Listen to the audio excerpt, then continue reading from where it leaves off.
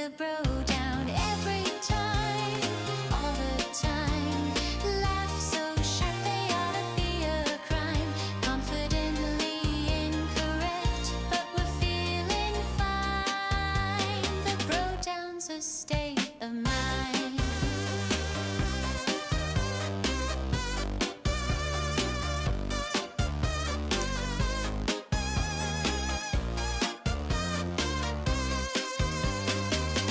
Beefs, peppercorn, disease, where we roll. Dice of nonsense, yeah, we're on a stroll. Betting big on chaos, no one can win. But the fun's so rich, it pulls us all in. It's the BroDown every time, all the time. Laugh so sharp they ought to be a crime. Confidently incorrect, but we're feeling fine. The BroDown's a state of mind.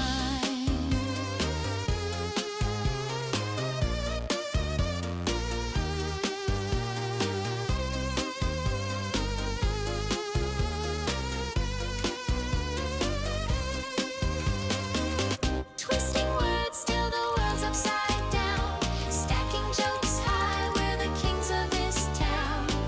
Awarding points for things that don't make sense. Welcome to the circus where nonsense is immense.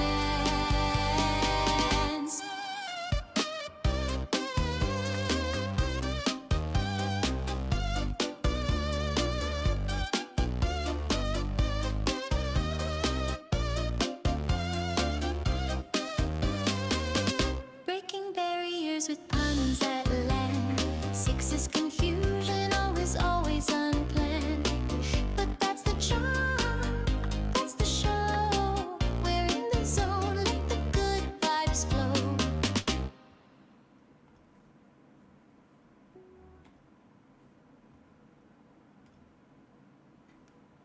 Okay, thank God. I fucking remembered to unmute myself this time. All right, hold on. Let me turn this down so we can transition over. No, for God's sake. Well-oiled machine. All right, we did that. We turned it down. You guys ready? We got an intro here somewhere. Oh, God, I need to set up this stream deck. Okay, silence on the set, please. Silence on the set. We have an intro.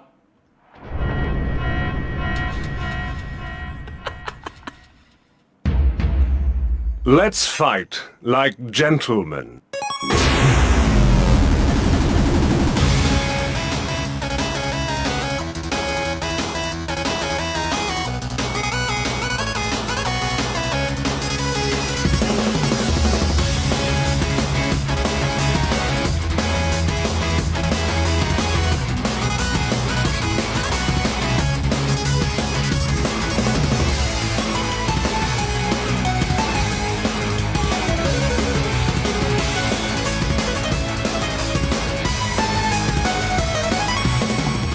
It's showtime! Go for broke!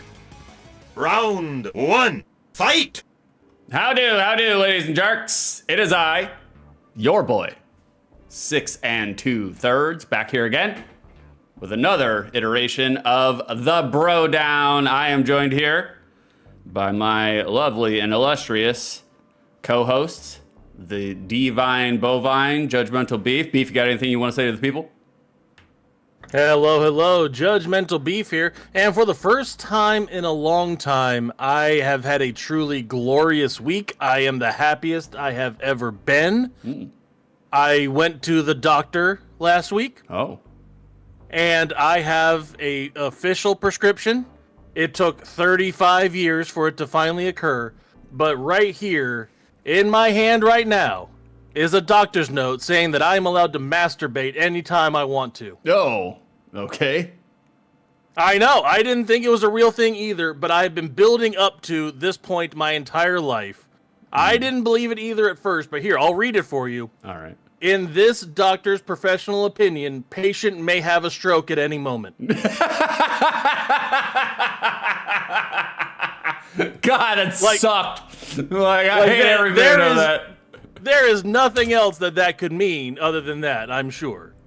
I was like, I know, he's got us on a reel. It's a long line here. I was like, he's slowly bringing us back in, and I was like, I know it's something bullshitty because he's using his traffic infraction ticket. I was like, no doctor gives that to you. I cannot wait to use that the first time I get pulled over for having a wank in traffic. Oh Lord! I speaking of, it's funny because right before we went on stream, Karison was like, "Hey, maybe a little bit less of the pee pee poo poo jokes." She told the wrong person. Yeah, no, for sure. I was just like, I was like, baby, I can manage myself, but Beef, he's an uncaged animal. Okay, I was just like. That joke had neither pee-pee nor poo-poo. That's true. That's all I'm saying. That's true. Technically, it didn't even have seminal fluid in it because you're just talking about the act of masturbation. You're not talking about the result. I was very happy with the wording of that. May have a stroke at any moment. I was pleased with myself. I've been holding on to that joke for like 3 weeks. Oh my God, Lord! I had another joke, but that's fine. That's fine. How are we doing this morning, Beeferificus? I'm doing great. I'm just waiting for the kittens to start chirping in now that Daddy's gone through and started yelling, talking to you. So very nice. I built them like a 5 foot tall cat enclosure that's in the living room now that we're trying to keep the dog out of because we've had it up for less than a day. And our full medium-sized collie border collie type thing. She's already found a way to sneak herself into the cat door and get entirely into the enclosure. It's funny that you say our dog, but like the last I remember, that dog is a dog-in-law. You know. It is, however, we end up taking care of it as well. The mom bison does take care of her, but at the same time, it's our family dog now that we're down a dog. So yeah, she gets the benefit of having of picking up some of the peach pieces. So picking up some of the peach pieces, like oh Lord, no. I was about to ask because I was like, the last you said on the BroDown, you were talking about keeping them separated because you were afraid the border collie was going to try to eat one of them. Oh well, yeah, that's you do that anytime you introduce new kittens to a dog. Is you keep them separated, let them get scent used to each other, used to the idea that there's cats in the house, and then you slowly introduce them to each other. And we are in week 7 of slowly doing everything. Oh Lord. And the cat is so much. The biggest cat is Yoshi, and he's like 2.5 pounds. And Leia is our border collie mix of some description, and she is easily 40, 50 pounds and a bigger dog. So it's like, no, we can't have anything go wrong. We're going to get this fucking thing right. I understand. I totally get it. Like, it's just like, I let all my animals loose at the exact same time. Like, as soon as we move into wherever we're at, we let them all out of the cage, shut the office door, and see whoever survives, that's the winner. So with that in mind, has Karison started marking her territory? Every day. Like, it's like, you know those videos you see of a dog wiping its ass on the carpet? That's Karison. Every time she comes home from work, immediately starts good emote usage. right across the hardwood floor of the living room. I'm just like, baby. Then you got to get the Swifter out, and you got to clean all that stuff up. And yeah, I know. At least she stopped spraying. That's nice. Yeah, but I wouldn't go that far. No, for sure. Oh, Yugga. So we got a lot planned today, huh? Like 9 minutes and 45 seconds before the first poo-poo pee-pee joke. I think we're doing pretty good. Exactly. What do you think? I mean, it's fine. Like, I did ask you, Karison. I just asked you, in terms of, I was like, what should we talk about today? Because I was like, well, Karison lives with me, so she gets a front row seat. So I was just that like, poor woman. I agree. She chose this life, and and so I was just like, well, maybe she's got something to say. And she did give me a couple of topics to maybe talk about. But the thing is like, I know, that's why I was like, I didn't even promo over the fact that I was just like, because we have all these topics and we write all this stuff down, and then we never fucking talk about it anyways. So it's Right. really not going to make a difference. We're just going to follow whatever thread naturally occurs. Like, and speaking of threads naturally occurring, I'm not going to let Six glaze over the fact that he's trying to pretend like he has animals. Yeah, I don't have any it's- animals. None. Has not owned a pet in, what, 5 years? Yeah. Maybe a little bit longer. Yeah, no. I have owned 0 pets. Well, I kept moving into apartments where the landlord was like, you can't have any pets here. It's just like, I was like, okay. You can have weed, but no pets. Yeah, well, but I mean, they didn't know about the weed either, but you know, like, Carrison could talk about your new passion, bird watching. What? Bird watching? Bird watching. See, this is the problem with coming up with topics, is Six won't remember anything. Well, the problem is like Carrison halfway like talks in code, and I'm just like, I was just like, ugh. I was like, I don't know what we're talking about right now. Like bird watching. I was like, we haven't watched any birds. Well, Carrison has been getting into the scriptures less than you have, so I'm imagining that she saw you do something looking out the window at birds and said something about it, and you were high as hell and have no idea what she's referring to. That's a given. It's like that's every waking moment of life. Like the only time I've looked out of the windows lately is when it's raining. That's it, and I'm just like, okay, is there a tornado? I have to check every 3 minutes to make sure there's not a tornado, and I was like, okay, no tornado. Well, also, I mean, it could be when you're in your 3rd-story bedroom looking out the window at the person with your DoorDash, and you're just yelling down to them, leave it on the stoop, peasant. Yeah, it's just like, same time, same place. I was like, unhand the sliders. Yeah, drop the corn dogs and move away, or I shall pour hot oil on you. Yeah, no, for sure. Carrison, I would like to own a pet ASAP. I understand that. I get it. The only problem is that you work so much, I would be the one fucking taking care of it. And I'm just like, I'm not really looking to inherit more obligation right now. That's not what I want. So I was like, let's wait till you get to your period of time where you have all the free time in the world, and then we'll go from there. I would say that life has felt better since we got the kittens. It has been. We have been enjoying the cats and having them around and watching them run around the living room with the zoomies going absolutely buck fucking nutty. Yeah. It's been good having them. Yeah. The thing is like, I understand a world where every single moment of your day is already reserved by obligation. And then I also understand a world where you have 0 obligations to anything outside of yourself. And for me speaking personally, like, look, I kind of, like, I love pets. I love having pets, you know, like, I'm a huge fan of pets. But it's like, it is pretty fucking nice to be able to leave your house and leave for the weekend, or be able to be like, oh, we've been at the store for, 14 hours today, and not have to worry about anything when you get home. Sure, but even when you've had 0 obligation, how many times did you actually do that?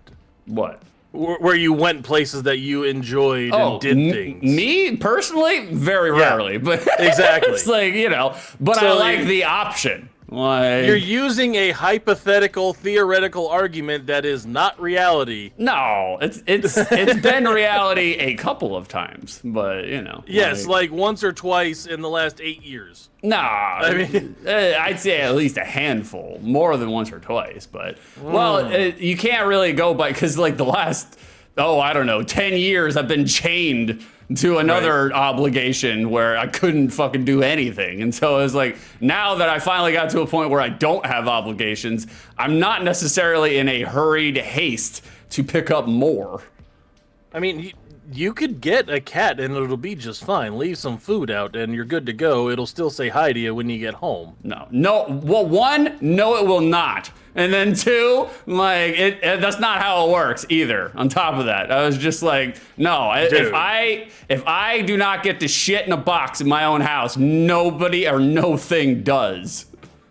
You can get these new litter robots, and they look like giant concrete turning things, and the cat steps in, steps out, the barrel turns, cleans the litter for you. It's good stuff. Those machines don't work. They get clogged up. They get clogged up with dried cat shit, and then the entire motor fucking breaks. then you go buy a new machine. That's the way. That's the American way. That's how consumerism goes, buddy. The spice must flow. No, if I was to get a pet, it would be an armadillo. No, just like Mom has one if you need it. Nah, yeah, that's true. Oh my god, yeah. If I need wild exotic wildlife, I'll just go to Mom. I wouldn't get a cat. Like, I like cats. Cats are cool. It's not a problem. But like, if I would want a dog, because like a dog you can actually bring along with you. A cat, it's like if you change them from the main bedroom to the living room, they fucking have a panic attack and it takes them 2 weeks to recover. So. Just moved mine from our bed. Our cats have moved twice in the last 10 days. They were in our bathroom. We moved them into our room, and now we've moved them into the living room. They are totally fine. Yeah. Well, and what's more is you're trying to go through and pretend like they don't like seeing. Every time we walk down the stairways, they jump onto the back of the couch to look at us and stare at us with the giant, cute kitten eyes. I'll talk about that in just a second. Carrison, litter robots is a good prompt for a Beef original artwork. Yeah, I was gonna say, how's it going, Beef? You are the litter robot. Like, yeah, I mean, yeah. I clean the litter out more than anybody else. There's no doubt about that. Good morning, Armor. What is toilet but a box to shit in? That's true. That is true. I can flush the toilet though. It's a little hard to flush. I don't know, 4 pounds of cat litter. It's like my landlord would not appreciate that. I mean, I am going to try to teach the cats how to use the turlet. I've always wanted a turlet using cat. I mean, you can train them. Like, they can be toilet trained for sure. I know. I've seen Meet the Parents. Yeah, no. I mean, like, without a doubt. What's going on, Freddy Dango? Have y'all tried peppercorns? Freddy's getting in them. He's tried them. He knows. He understands. Off the record. I don't know Freddy like personally close, super close, but I would love to see that man on peppercorns. I was like, I feel like he would anxiety scratch the denim right out of his jeans. Like, I mean, you can't imagine what a very British person is, super wasted. I was gonna say, other than like one human being, I've never seen a British human being on peppercorns before. Like, I don't think they can. I don't think they can metabolize it. Oh, so you see Brits? He's just look at all these British pussies can't handle their peppercorns. Well, I love the Brits. I mean, without a doubt. Like, there's been a UK invasion on this channel, which is totally fine with me because, like, look, especially compared to a lot of Americans, the British people actually support streamers. So I was just like, it seems like, and I mean, a lot of it's probably, it's probably go fuck yourself. And it's probably like, because we're a country that's built on individual or rugged individualism, and so like Americans were generally looking to get the most for ourselves by ourselves, and whereas it seems like the British, like they're trying to do that a little bit too, but it's like they actually give back. So it's just like that's why there's a UK invasion, is because the Brits support, like right. But you mean they actually take care of people? They actually, the weird concept. I know, strange. Even while they're melting at 78 degrees Fahrenheit. We're not obsessed with the concept of having to pull yourself up by bootstraps while, giving the rich the money that you could have. It's like if you have a country that's founded on rugged individualism, at some point in time, you're going to have to pay the piper because, like, they're not going to take care of community because they've been raised under the assumption that everybody's out for themselves. Right, and somebody needs to go through and hold the bag for somebody else unless you're just putting people on ice floes at 43. Yeah, no, for sure. I was just like, we're headed that way. Good morning, turnips. How are we doing this morning, turnips? I see you're come to collect your peppercorns. As soon as you can't, you would want to. I don't. I've been the last like 3 to 4 years, I've been living in an apartment where I'm not allowed to have pets. And so, again, I love pets. Like, I am just very leery and hesitant on accepting long-term obligations based on temporary emotion. So, like, I try not to make any emotional decisions. I am the biggest hypocrite I know because I still make emotional decisions. But I try as much as possible to separate emotion from the situation before I make any sort of long-term decision. That includes watching television series. That includes playing any game. I don't know about that. I've actually been, I've been watching a lot of TV, playing a lot of video games lately, but for pleasure. Well, it's been great. It's been wonderful. Well, the TV you're watching though is House Hunters. No. And Gold Rush. No. Gold Rush, yes, but no. Turnips, the UK doesn't have Jim Duggan though. That is correct. You are correct. It doesn't, brother. yeah. Without a doubt. Like I love the fact that Hacksaw Jim Duggan, he made the most out of a little. Like, you know, not exactly the strongest worker in the bunch, but he knew how to get the fucking crowd into him. So, and that dude has fucking charisma off the charts. Oh yeah, definitely, yeah. Which is hilarious. That being said, I do want to make one of I'll do a remake of the monster truck graphic with him holding a British flag and he's got like a doffer on or something. Yeah. That's hilarious. You should do that. I agree. You should do that. All right, Beef, I got you in there. I didn't know Adventure Island 4 is a real game. Are you sure it's a real game? I am sure, and the reason I know is because the last few game redeems I've sent you have been the last games released for the systems. Okay. Adventure Island 4 was the last game released on the NES in Japan. Okay. All right. No shit. I didn't know that. Yeah, so there you go. Okay. Well, that works. I'll do it. Not a problem. Shroom. Oh, Dark Seed. Okay. Like the computer game Dark Seed? Well, you said NES, so I'm guessing NES not. game. So I mean, I wasn't aware there was oh, I got you in there, Shroom. Like, is that the bootleg that you were telling me about? Because if so, I'll need your help. Like, it's like I'll need your assistance on that one. Have you done Wario's Woods yet? No, I have not. That game kind of sucks. It's like it's not that great. No, yeah, we're just for beef and beef alone. We're gonna institute a cooldown on the fucking redeems. There it is. We'll throw it in there. So, I have played Wario's Woods. It's not that great. I think Wario's Woods was the last NES game in America. Oh no shit! Really? So that's why, because I got, what are the last games released for each system? And that's what got me curious, and so I started redeeming those. I gave you one free piece of trivia in each one. You're good to go. What? Oh, okay. Look at me, the producer writing your segments for you. That's fine. By all means, that is the goal, is to have everybody micromanage me and just have 4 different handlers tell me what to do, and then they slot it in, you know, almost like a speak and spell, and then that's what I do. Like, I'm just gonna become a marionette for 4 different handlers. I mean, don't you think that is the pinnacle of your I don't want any obligations? It's just, I'm just gonna do what somebody else tells me to do. Well, I don't do that either, so it's I know. It's just like, oh Lord. I mean, I guess we could use that to springboard into one of the topics, which is stream talks and recalibration. Like I talked about it a little bit yesterday on OTL. I took a week off. And it was funny because, like, when I took a week off, I basically just put it on my Discord and said, like, I'm taking a break.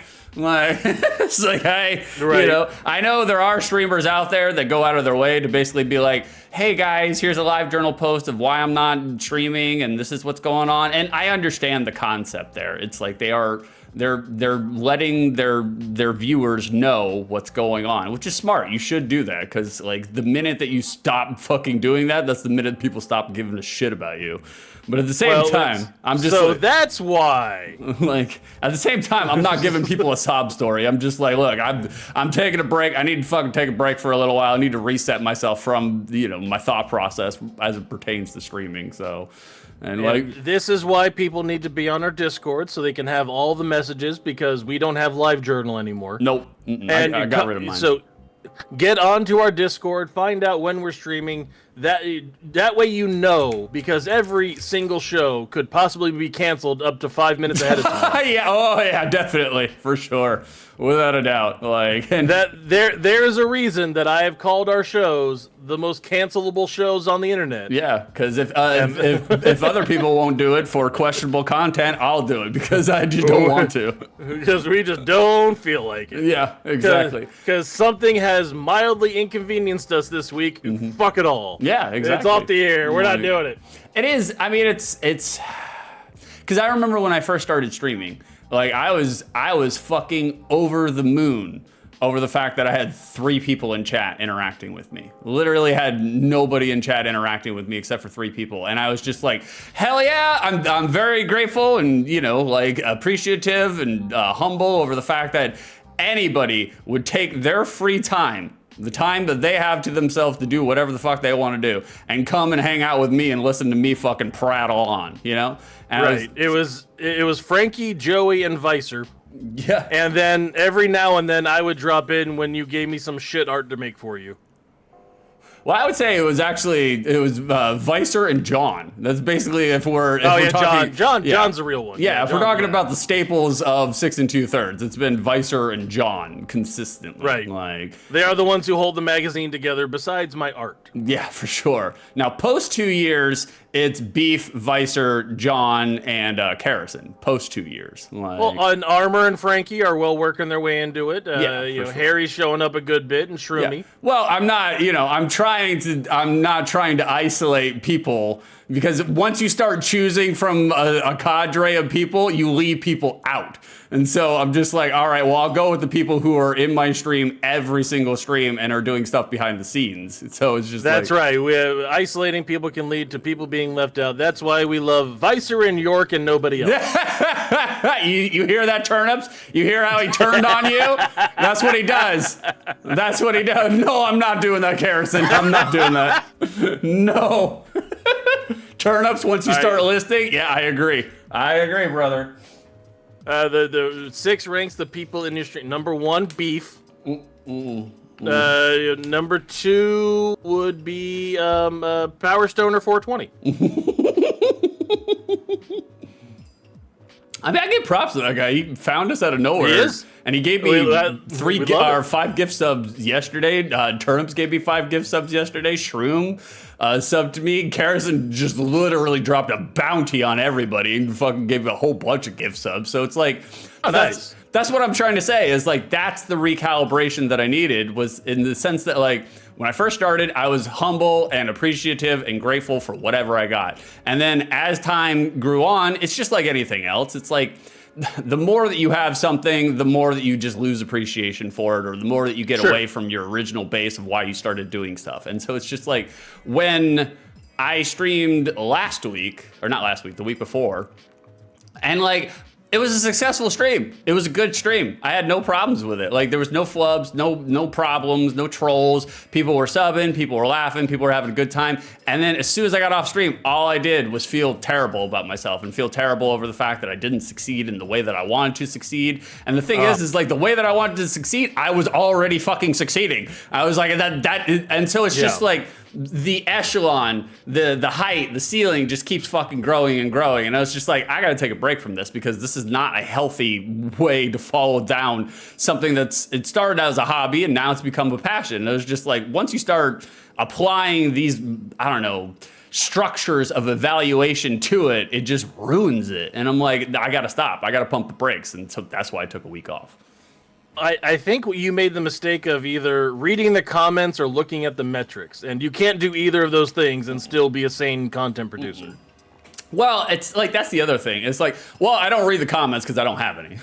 So it's like, there's that. There's nothing to read. Yeah. That's good. Right. I'm blessed in that regard. Like, I don't. Even when I post like archives on YouTube, like, I make it so nobody, including me, can, well, obviously I can if I log in, but nobody can see likes or dislikes for videos, because I was like, I don't want that. I'm not interested in that. Like, I'm up until this point, for the last 4 or 5 years, I have had the philosophy, and maybe it's like a selective denial, but I have had the philosophy that, like, if there is anything that brings a negative feeling to my brain, I get rid of it. Like, I just get rid of it outright, like completely. So, I mean, it's like, it's more the same. Like, where if I have a troll or if I have somebody who's literally bringing me down in a negative sense, I cut you off. I get rid of you. Like, I don't want anything that reminds me of anything negative. I already fucking struggle with that inside my own brain. I don't need reminders, external reminders. Oh yeah, 6 is 100% into Amish shun culture. Anything that makes him feel even mildly have a bad feeling, just shun and just shut it down, cut it off immediately. Yeah. Well, it's like I know that there is a part of me that feels like that is kind of like a willful denial, you know, because like you are. But the thing is like I know what it's like to indulge the negative. Like I know where it goes, and so it's just like, and the same result happens whether you indulge it or you don't fucking indulge it. So it's like if I see anything physical that reminds me, I fucking cut it out. I get rid of it immediately. Like that's why, I mean, people used to make fun of me for like 2 years straight for deleting my comments or deleting my posts, and I still do.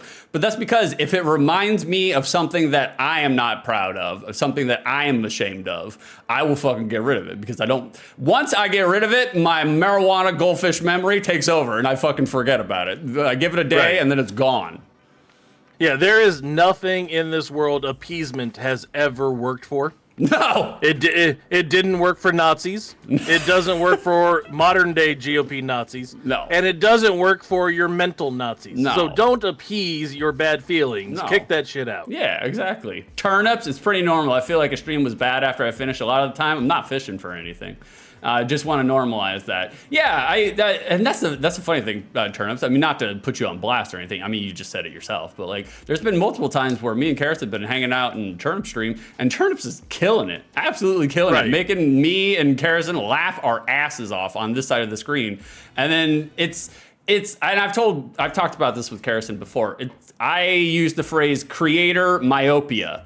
And it's just like you're so close to it that you don't tell, you can't see what's actually going on. You have a loyal opposition that's just distorting the view, and it's like turnips will dog on himself or start to get to a point where he feels like he's not hitting, and then me and Karison are just like, no brother, it's like you're killing it, you're doing all the things here, and the problem is that we can recognize that in other people, but it's hard for us to recognize it while it's happening in ourselves. And so it's just like, oof.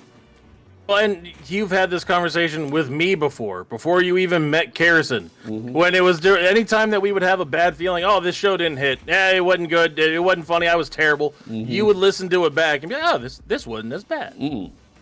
This wasn't so bad as I thought it was. Every fucking time. Every single time. I can't tell you, just knowing Karison in the last year, like knowing Karison in the last year, after a stream, I'm just hangdog, and I'm just like, the stream was no good. I didn't do this right.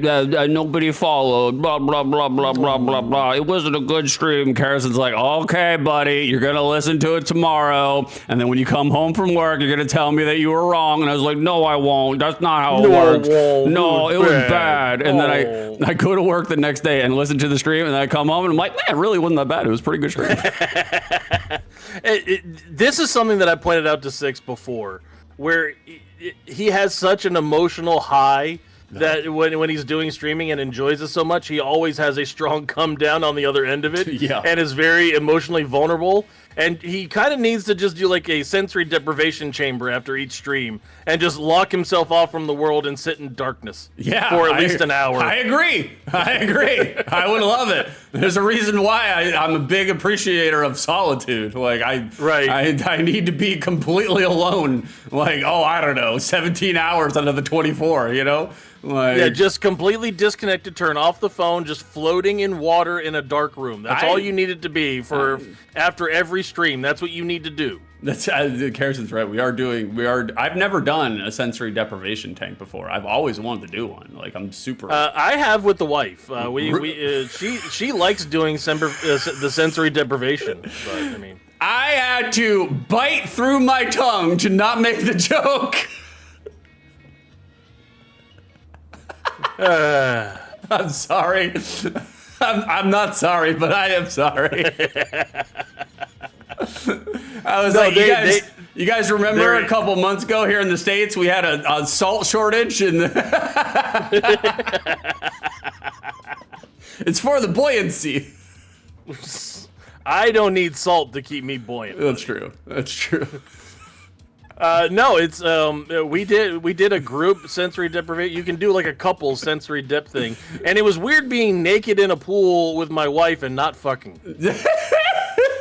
Really though? How long you been married? Is it that weird? Like, no, if we're naked, we're normally fucking. That's the way it works. I mean, it was odd. I don't know why. Maybe I'm entering my Tobias Funke stage, and I need to start getting some cut off jorts. yeah, you could be a never nude? Hell yeah.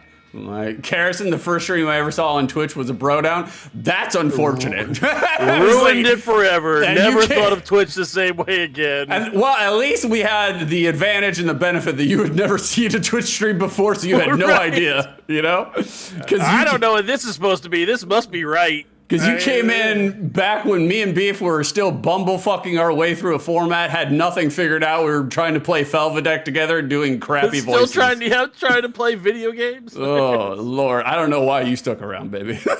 Oh. It's just like, especially with that. Great idea, Beef. I agree. It is a great idea. Give Six as much solitude as possible. Leave him the fuck Yeah. alone at all points in time. Solitude 6 sounds like it's the next Metal Gear Solid villain. So enjoy that. Have a good time. Well, I wrote it down because me and Carson were talking right before stream. And she was just like, well, talk about anniversaries, talk about Annie's, because next week is Carson and I's 1 year anniversary. It's we've been together for a year. You made it. We They made always it. say that the first year is the hardest year. Is it though? Like I always think that like like the 7-year itch where everything's become content and complacent and nobody's being challenged anymore emotionally or physically. Six. I was trying to give you an out. Oh, okay. That's okay. Like, it's fine. Like, and so we've been talking in terms of like planning the anniversary because I think I don't know for sure. I'm making an assumption live on stream. I think Carison felt pressured that she had to orchestrate this whole, date per se, because it's just like, and keep it a surprise and whatever. And I told her, I was like, baby, we can collaborate. It doesn't have to be a surprise. We can both sit down and figure it out together. Like there's no... You guys, it's not one of your responsibilities to celebrate your anniversary more than the other. You guys get together and celebrate your anniversary together. Yeah. Come up with something you like to do together. Yeah, and she was Yeah. like, I mean, she may have been a little bit on the peppercorns yesterday, so she may have been a little anxious. And so, but she was just like, she would preface, like, every time we would have a powwow about what to do, she's just like, well, I just don't want to disappoint you. I don't want you to feel disappointed if we do it. And I cut her off in the middle of it yesterday, and I was like, baby, literally whatever we do will not disappoint me. I was just like, so long as we go out and we do something and we have fun. Because I was just like, the event, it matters and it doesn't matter. But the event in this circumstance does not matter, because whatever we do, we are going to be the quality ingredient that makes it fun. It's not really going to be the event. It's just going to be us skip it and having a good time. So You guys need to find something like super special that is something cool. Like there's a place here in Nuggetsville called House of Cards. Oh yeah. And that is a fun place to go to for like an event. It's expensive as hell, but it is a speakeasy that's hidden on the basement level of the Johnny Cash Museum. No. So you actually have to go into the Johnny Cash Museum, go into a special door that's a secret with a person, like, and you go into an old speakeasy, and they do a combination of like 20 style booze, steaks, cigars, wine, and magic. No. Okay. They do magic shows and close-up magic that you move to stations in between the entire time. No. In between your asabuco or whatever the fuck you're eating. I like watching magic from afar. I don't like watching it close up. They have a stage show as well. That's the last station is you go to, and they have a stage magic show. I'm okay watching a magic show from like the stands, from the seats. I don't like watching magic like in person close up, because I feel like there's a weird social dynamic where they do a trick and they're just like, and you're supposed to be wowed and wooed. And like, I've seen so many sleights of hand that I know in my brain, I'm just like, you just palmed it there and then you just slid it into your sleeve and, you know, and it, like, look, in terms of like actual dexterity with the hands, I do find that very admirable because I was like, look, you managed to distract me to the point where I wasn't looking at your hands and you snuck something in. That's really great. That's showbiz. But there is a part of me that feels like I have to give them something in the moment. And so like, I'd be like, ooh, devil sorcery. Look at that. You made it disappear. Oh my God. Like, you know, so I don't, and like me, because I can't take anything serious and I'm bits getting, and that's just going to make them feel more uncomfortable. And then I'm just like, oh, that fucked it all up. There is a step in between polite golf clap and he's a witch, burn him. Yeah, that's like, does he float? Like, it's just like God. Like, no, for anybody who doesn't know, Six was traumatized by a musician as a 5-year-old. He was called up on stage, and they did the wedgie trick where they pull the cloth out of his pants, and it just, the colorful handkerchiefs coming out of his pants.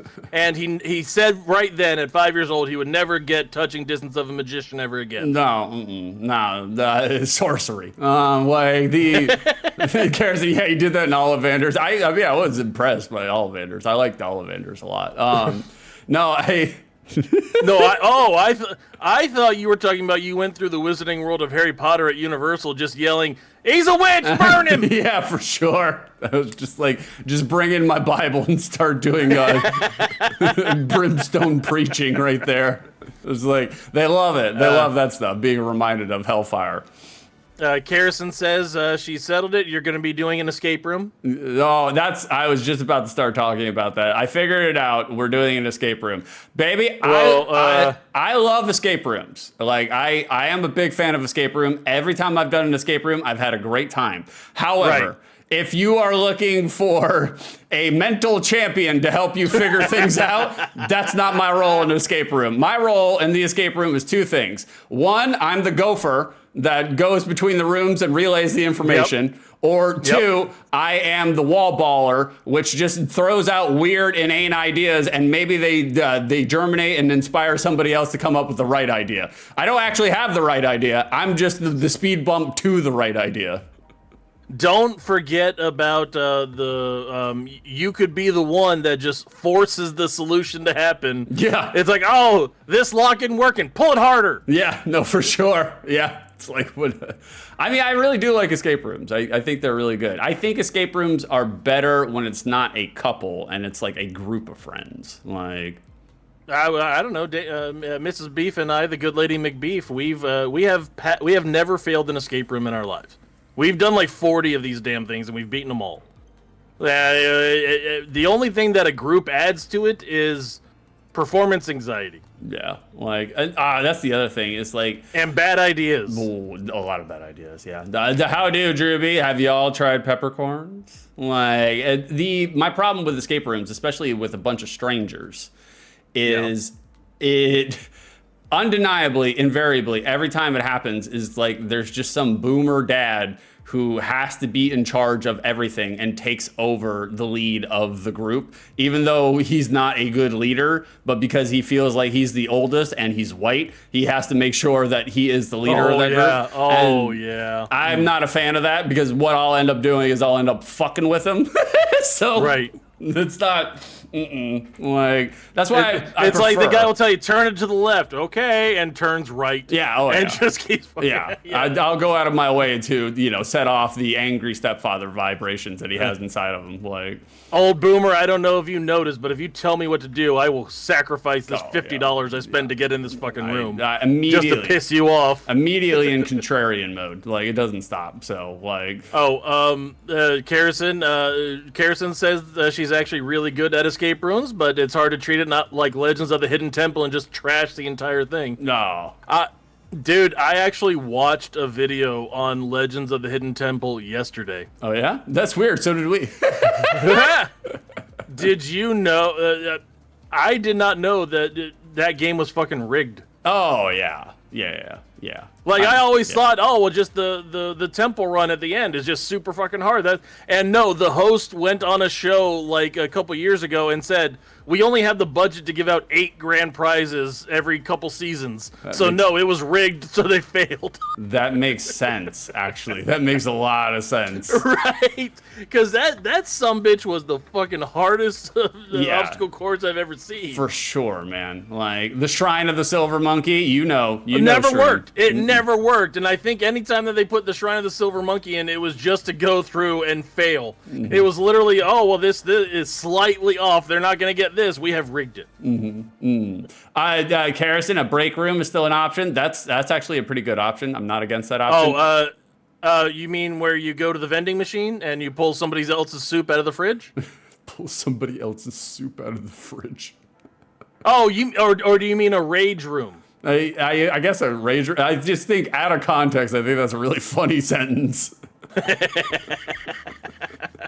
It is. I was happy with that. It's I do want something where it's okay. You pay $25, come and sit down, take somebody else's food out of the refrigerator. Yeah. And that sounds like a great restaurant concept, honestly. I've never been that person though. Like I've never been a person that's been in a workplace and like there's a break room with a community fridge or whatever, and like somebody takes somebody. All right. I've never been a person that takes somebody else's food. It's just like I just can't. Like I'm not an empath or anything by any of that reasons, but like I do have empathy for people, and I know, especially living with a nurse where her lunch break is fucking sacred. I can't imagine stealing somebody else's food. Like I just can't get around that. I've worked at radio stations. I've worked at sales places. I currently work at police headquarters. We have to bring our food. I have never once had anybody steal my food. So I have somehow managed to avoid that. I don't know if it's because like my scent is all over it and they get the idea that I will come down upon them like a raging rhino if they touch my food. Oh yeah. Well, I think they can look at you and be like, "Don't fuck with that guy's food." Like, yes. That's like I think that's a great. Honestly, I think that is the passive first impression I put out on everybody. As soon as they see me, it's like, don't fuck with that guy's food. Yeah, I'm pretty sure it's 2 thoughts right away. One, when they look at beef, they're like, meat eater. And then after that... Oh, meat eater. Yeah. Okay, I thought you said meteor. It's like, okay, yeah, that too. I mean... Yeah, meteor. He's fat. Oh, it is for channeling rage. Yes, that's what I was gonna say. Bringing us back to it, like I do think a break room or a rage room is a good idea. For those that do not know, a break room or a rage room is basically they get a lot of stuff that you can break, and they give you an aluminum baseball bat, and they're like, here you go, 30 minutes. Yeah, it's all you. Right. Enjoy. You get an aluminum baseball bat, and they give you some Double Dare goggles. Yeah. To try and protect your face. Yeah, I think it's a good idea, baby. I'm not sure if it's necessary and necessarily like the thing that we should do it for the anniversary, but it is a good date idea. But we could do it for the anniversary. I mean, there's no rules. We can do whatever the fuck we want. The only caveat, the only stipulation I have on it is that one of us, if not both of us, has to put Limp Bizkit break stuff on our phone while we're doing it. I can't do it any other way. It has to be 30 minutes on loop, on repeat. You should try it to Angel of the Morning by Juice Robinson. You should do that. That'll really get it out of you. Oh my God, Jesus. My God. No, Lord. Shroom, I have my own office. I keep my food in there. Ooh, look at you, Shroom. You're bougie. I mean, if you're 29 years old and you have your own office, that's pretty good. That's pretty fucking good. Like, 29 years old, I didn't have my own office. I'm 41 and I have a cubicle. Yeah. Exactly. Like, Shroom's doing good stuff. Knows a lot about diesel engines, you know? I do have the biggest deck in the land, though, so that is nice. That is a perk of my job. If you want to see my deck, come on to our Discord. You can definitely see there how much bigger my deck is than Six's. Definitely, without a doubt, way bigger. The Kerosene, the work truck was your office? It was. It not only was it my office, it was my therapy room and my bathroom at the same time. Also, his refrigerator. He just put food into the glove box. Yeah. And with it being Florida, it's soiled within 8 minutes. Oh yeah, definitely. Like, look, I don't miss the work truck in terms of it breaking down every 30 seconds. I don't miss that part of it. I do kind of miss the work truck though. Like just, I don't know, it was a hub of productivity. Like a lot of shit got done with that fucking work truck. You miss it, or was it just habit and you're used to it? A little bit of both. Yeah, probably a little bit of both. Like yes, we are gambling. Carson, thank you for the 46 bits. We are gambling at 9-ish. Beef, you can go ahead and get that started if you want. 2 minutes away, the Peppercorn Casino is upcoming. Very topical because I wrote the quiz last week and it was half Patriot induced for the 4th of July, and then 6 canceled the show. I did. I canceled it outright. I was just like, I don't celebrate America. I'm a man without a country, you know? Like, when this country gives us something as a means to celebrate, then I will fucking celebrate. Like, well, it's becoming harder and harder to be proud. I don't disagree with you. I do not disagree with you. I mean, currently, we don't have to get off on a rant, but currently our president is literally doing a cover-up for a fucking pedophile ring. So, you know, like that's to give you an example. Like that's to give you an idea. And it's like, if there is a cover up, which there is, like if there is a cover up, it has to be for one and or two reasons. One, because his name is on that list, or two, he is bought and sold by people who are on that list. So why? Por qué no dos? Yeah, so, you know, it's like, once we get rid of those things happening as people who are our nation's representatives, then I'll celebrate the fucking America. But until then, it's an embargo on fireworks. I'm done.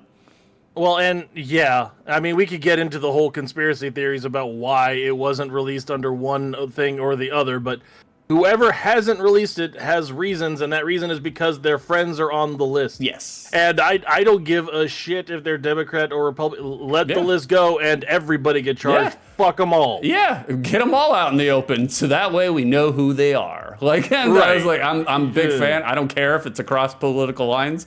I was like, if you're diddling kids, you're a piece of shit. So I was just fuck like, you, burn in hell. Yeah.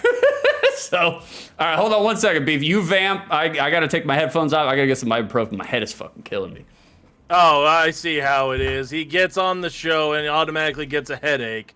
I see how that goes. We're coming up with the Peppercorn Casino. It's going to be our gambling segment that we do every Sunday morning at 9 a.m. Eastern Time. So, yeah, it'll be a fun show. We'll see how it goes. Make sure you're listening to old school Vegas hits.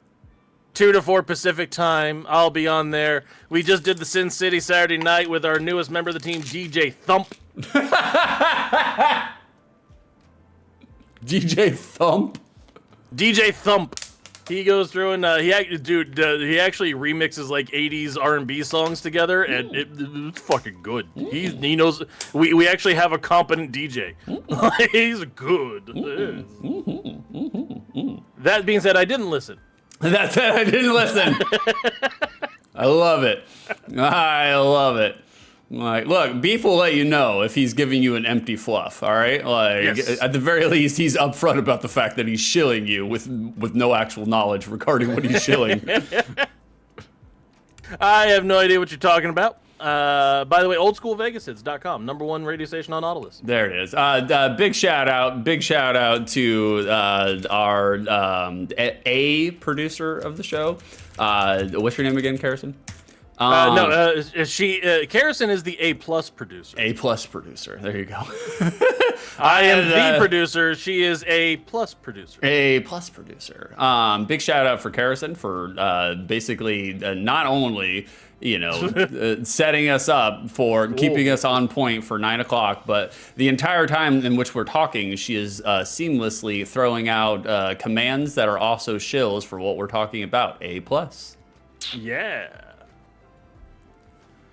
Long, interminable silence right afterwards, just to make her feel really uncomfortable. We compliment Karrison, and then we leave it open so that she can stew on it for a couple seconds. That's the way that goes. Are you ready for me to open the casino? Yes, 1 second. Vicer, there he is. There's the boy. How we doing, Vicer? Nominal wishes, Vicer. Good to see you again, buddy. Not best wishes. Best. I Beast thought wishes. Vicer doesn't like best, so we doesn't. went with nominal. He hates best. Hates it. Like we Oh, well, in that case, best wishes, Vicer. we're going best wishes.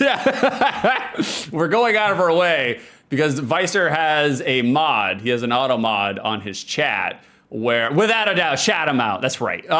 He has an auto mod on his chat where if you say best, the message will not go through. And Vicer, especially when he's doing VR, his avatar is kind of a beast, and so we go out of our way to use beast instead of best. And so we figured out a way to troll him. Nice. Which is good because Vicer is a living troll, so I know that he appreciates the effort. He is. Look, he's a puckish ribber just like the rest of us. He knows. I what know he's that. doing. That's why we love Vicer and nobody else. Nobody else. None. Like, I was like, earlier when it was time to list our favorite chatters, the top 8, it's all Vicer. Vicer is our MySpace top 8.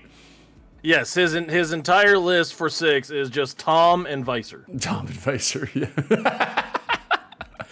Carrison, also a loophole to tell him secrets. Oh yeah, that's true because it gets auto modded. The message gets auto modded, but Vicer can still see it. So like Vicer can see it, but nobody else can see it. So I mean, it was funny that Vicer ended up being on every list of best chatters that we brought up with, no matter which way it went around. Yeah. Well, again, like I said, he's one of the originals. Him and John were here since the beginning, so it was just like, by all means, we're gonna support the people that support us. Like, but the reason that we only love Vicer is because John's not here right now. yeah, exactly. John, that son of a bitch bastard, he thinks he's too good for us now. I was just like, been with us John for 2+ years, and now look at him. Wow, we're chopped liver to him. John sucks, and not just because he's a gay Nosferatu. Well, the reason why we're doing that is because even if John is not here, I'm fairly certain. I don't want to go out on a limb, but I'm fairly certain he will listen to the VOD. He'll watch it. Yeah. You got to get him. And the funny thing is he'll be listening to the VOD, but he'll be on the chat putting in puns in chat when there's no video playing. Yeah, exactly. But it's like, I have to get the puns in. I've got to type the joke in. Yeah, he can't stop himself. Like, So 6 will get into chat while the show is off the air and then have to clear out 30 puns that John has come up with that he didn't get to say during the show because he had to miss it. All right. Okay. All right, we ready to open the doors of this casino? Yeah, give me 1 second. Let me pause this. I paused that. We paused both of them. All right, you ready to transfer over?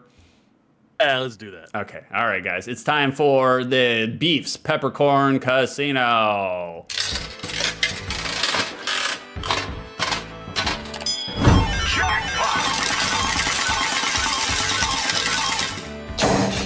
There it is. There it is. We are in it. Hold on. Let me make sure the music's playing. It is. Okay. All right. Which music did we go with this time? This is a Family Feud. I like the Family Feud. It's live and jaunty, you know? Like, it is. It's going to be hard to listen to the Family Feud for 40 minutes straight. That's fine. We did it last week. We do it every week, so. I keep the volume at 7 to make sure that nobody can really perceptibly hear it, but it's there enough so to disguise all my throat noises that I make into the mic. So, hey guys, it's time for the Peppercorn Casino. If you don't know what it is our weekly casino segment where we make a prediction. I have developed yet another quiz for 6 to take. Hell yeah. 6 at some point said he's going to do one of these for me. I don't think it's going to happen. I'll do it next week. I'll make it. No, a priority. you won't. I probably. No, won't. you Yeah, won't. Probably. Not. We do it every Sunday morning at 9 a.m. ish Eastern time.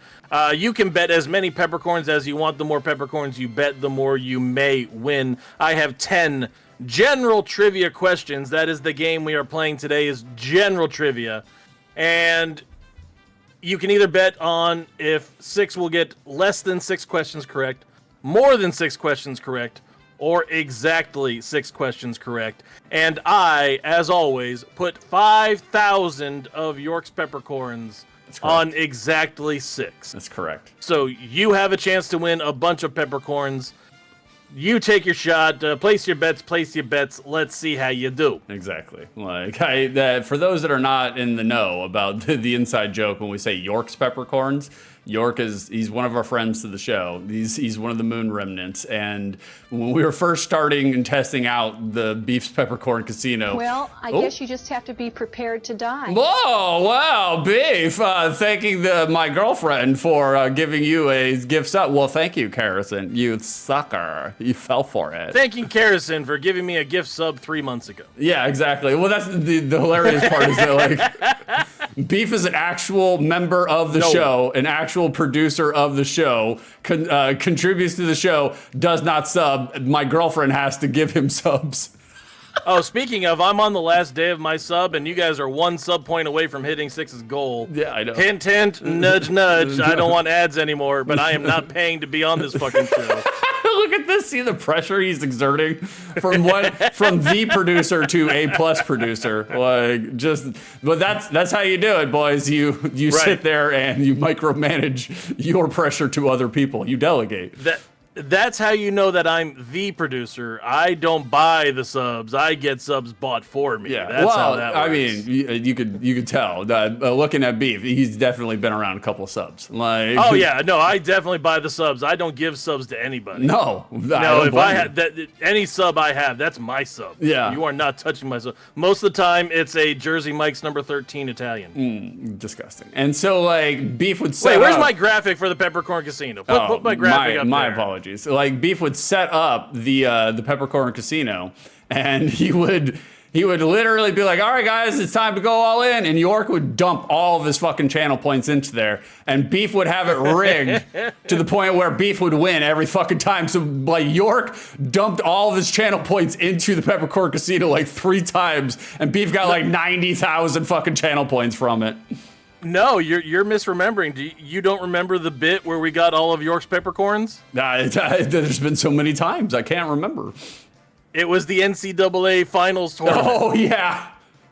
Where the finals was Street Fighter 3 and was it Final Fantasy Tactics? Yeah. And we literally had said for the 7 shows leading up as we did the entire fucking tournament, Yep. Street Fighter 3 is winning.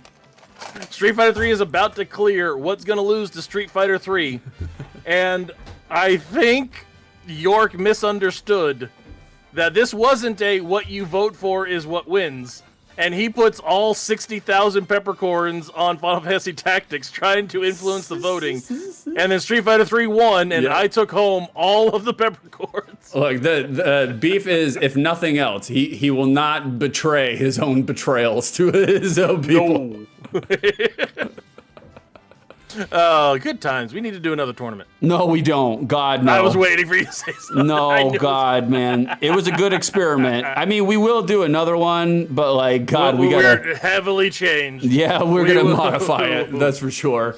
I was just No like, kidding. oh God. Armor, I did change my seated position. I'm doing the max perch. We have both feet flat on the chair, which is good. Thank you for that. I need to break up the blood clots. All right, guys. So for those of you who don't know, General Trivia is a game that I developed by stealing the question format from Press Your Luck. Nice. I will ask Six a question based on whatever graphic I have up. Very patriotic. It's going to be our 4th of July quiz on the 13th of July. And Six will give us an answer. I will give him a multiple choice answer that he can change his answer to if he wants. If he changes, he only gets 1 point. If he gets the answer correct on his own guess, it's worth 2 points. If he changes and gets it wrong, it's -1. Okay. Very good. That's thank you for recapping the rules. If not for chat members, but for me. Yes. And I will remind Six the entire time how to play this game because he will forget. Every time. I already forgot. All right, so has the casino been closed? Are we good to go through? All bets are off. I think so. What ho, Jack Little? What ho? How we doing, Jack? Jack, good to have you in. We appreciate you, buddy. It's a pleasure. You guys got here just in time. The best segment of the show. It's gonna fill up the next 45 minutes, and then we're done. Yeah, I was gonna say this is stream filler, Jack. You've come in at the right time. Everybody gets to see me bumblefuck through trivia. By this point, the show's over. We can just coast the rest of the way. It's all the work is done. Jack- We vamped for an hour. Jack. Oh, I love this part. Yeah, Jack was here during the lyrics, and like Jack literally stayed until the end of it, and then just closed out out of disgust. Well, that was the worst quiz you've ever done. It was. I listened back to it. Look, in terms of my effort, yeah, the worst. Absolute. But in terms of content, really kind of entertaining because chat was popping off over the fact that I'm a dodo dum dum. Absolutely amazing how bad Six is at oral pleasure. Ask Harrison. Ask Harrison. All right. Are you ready to take your patriotic 13th of July quiz? I am. Yes, sir. We're locked in. All right. First questions first. Oh, hold on. Harrison got you with the vocab machine right off the back. Beef, can you read that for us? Is cicatrix? Yeah, it's cicatrix. No, it's cicatrix. Oh. You said it right. Cicatrix, the scar of a healed wound. Botany, a mark on the stem left after a leaf or other part has become detached. I love the fake Pokédex voice you have. That's why Harrison did it. The Fakeadex. Also, Cicatrix sounds like a Pokemon, so it works. Yeah, it kind of does, actually, yeah. Cicatrix, noun Pokemon. All right, Thank you for redeeming the vocab machine, Harrison. We appreciate you. All right, so first questions first on general trivia. We'll start in slow. We'll see how you do on this one, okay? All right, it's good. Hey, Six, what is the sixth word of the Star Spangled Banner? Oh, God, I don't even remember what the stars. I always get our national anthem mixed up. Is the Star Spangled Banner our national anthem, or is the national anthem different than the Star Spangled Banner? No, the Star Spangled Banner is our national anthem. You douche. I feel like we have like 3 different national anthems, though. I always get them all confused. Well, one of them is the Star Spangled Banner.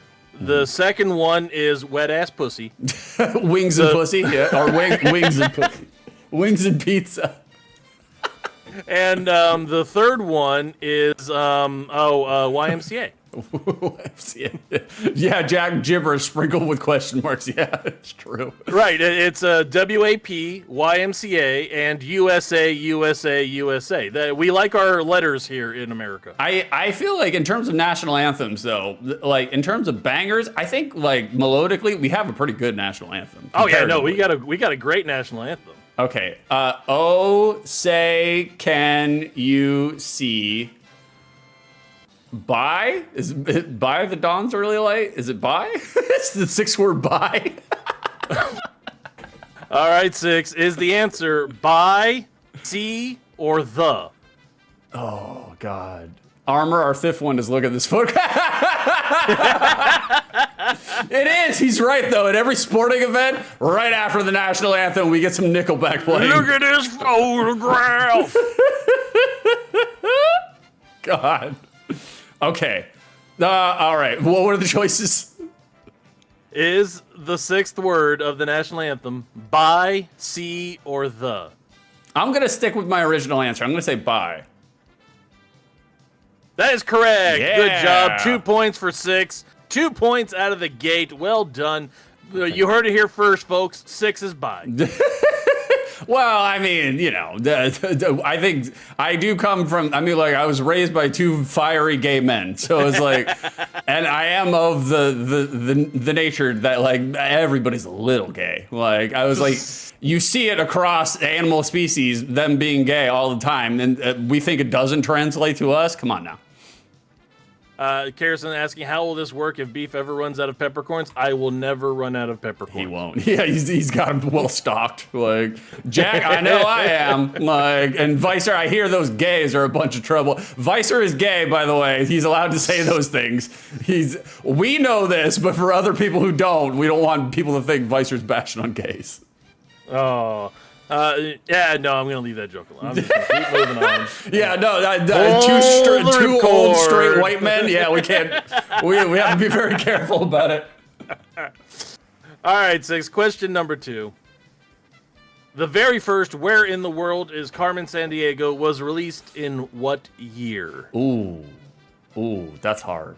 Oh, the Armor wants me to talk into the mic. The very first. Okay, well, it was definitely the very first one. The very first one. It was. It was definitely a computer release. That's for sure. No, it was. It was released on playing cards. Nintendo from 1950s. Jack Little, there's no way I have a parsing that sentence without it being ironic. Exactly. I like how our talking to the mic is just de-evolving into Christian Bale Batman. What? Garrison, this is great. Are you sure? Like, never stop. I'm General Trivia. Okay. First year in which Where in the World in Carmen Sandiego was released, it had to be, I want to say, 1988? Is the answer 1988, 1985, or 1989? Oh, fuck. Okay.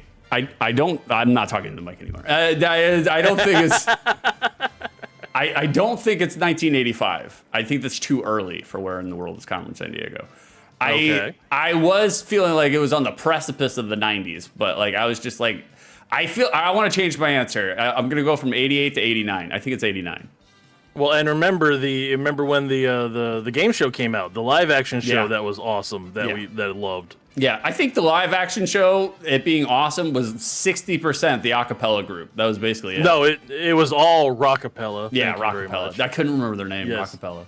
They were really good, though. They were really It good. was 90% rockapella, and the other 10% was the Chief. She was a badass. I Yeah, liked her. Chief a lot. was great. She- I agree. Chief was awesome. Unfortunately, no. The answer is 1985. The first one you immediately eliminated.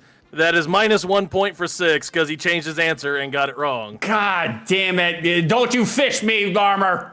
Get fished. God damn it. Did you guys play Where in the World is Carmen Sandiego? Were you guys fans of that series? I was a huge fan of it, which makes no sense because I have like zero geographical knowledge. I literally can't find Alabama with a fucking map. So. Which is funny that you mentioned that. That may be a question upcoming. Wonderful. No, so I love it when Six goes through and eliminates the right answer immediately. I'm always a big fan of that. Confidently incorrect. Yeah, that is the gimmick. It is confidently incorrect. So Six minus 1 point back to 1. Wonderful. That is pretty on brand for Six on the game. What we should do, and we'll talk about this later. We're not going to obviously try to play it now, but what we should do, we should have a visual aid that shows the points as they're being registered. That's a you thing. You have to do that through Streamlabs. I know. I'll figure it out. Don't worry. I was just thinking about it in terms of like, because any time in which you can give a visual reference, even though I think the general majority of people who show up to our streams just listen to us, like I think anytime you can give a visual reference, that's what you should do. Noted. Thank you, Harrison. Yes, thank you. I was about to say, as the producer, I will delegate that to A+ producer. Get on it, Harrison. Yeah, exactly. We want it before the end of the segment. Let's go. For sure. All right, so hold on. 2 minus 1 equals 1. There you go. There's your visual. There's the visual. Yep. All right, Six is at 1 point. All right, Six. Question number 3. Mm-hmm. Who taught Bret Hart the sharpshooter? Oh, fuck. It wasn't Sting.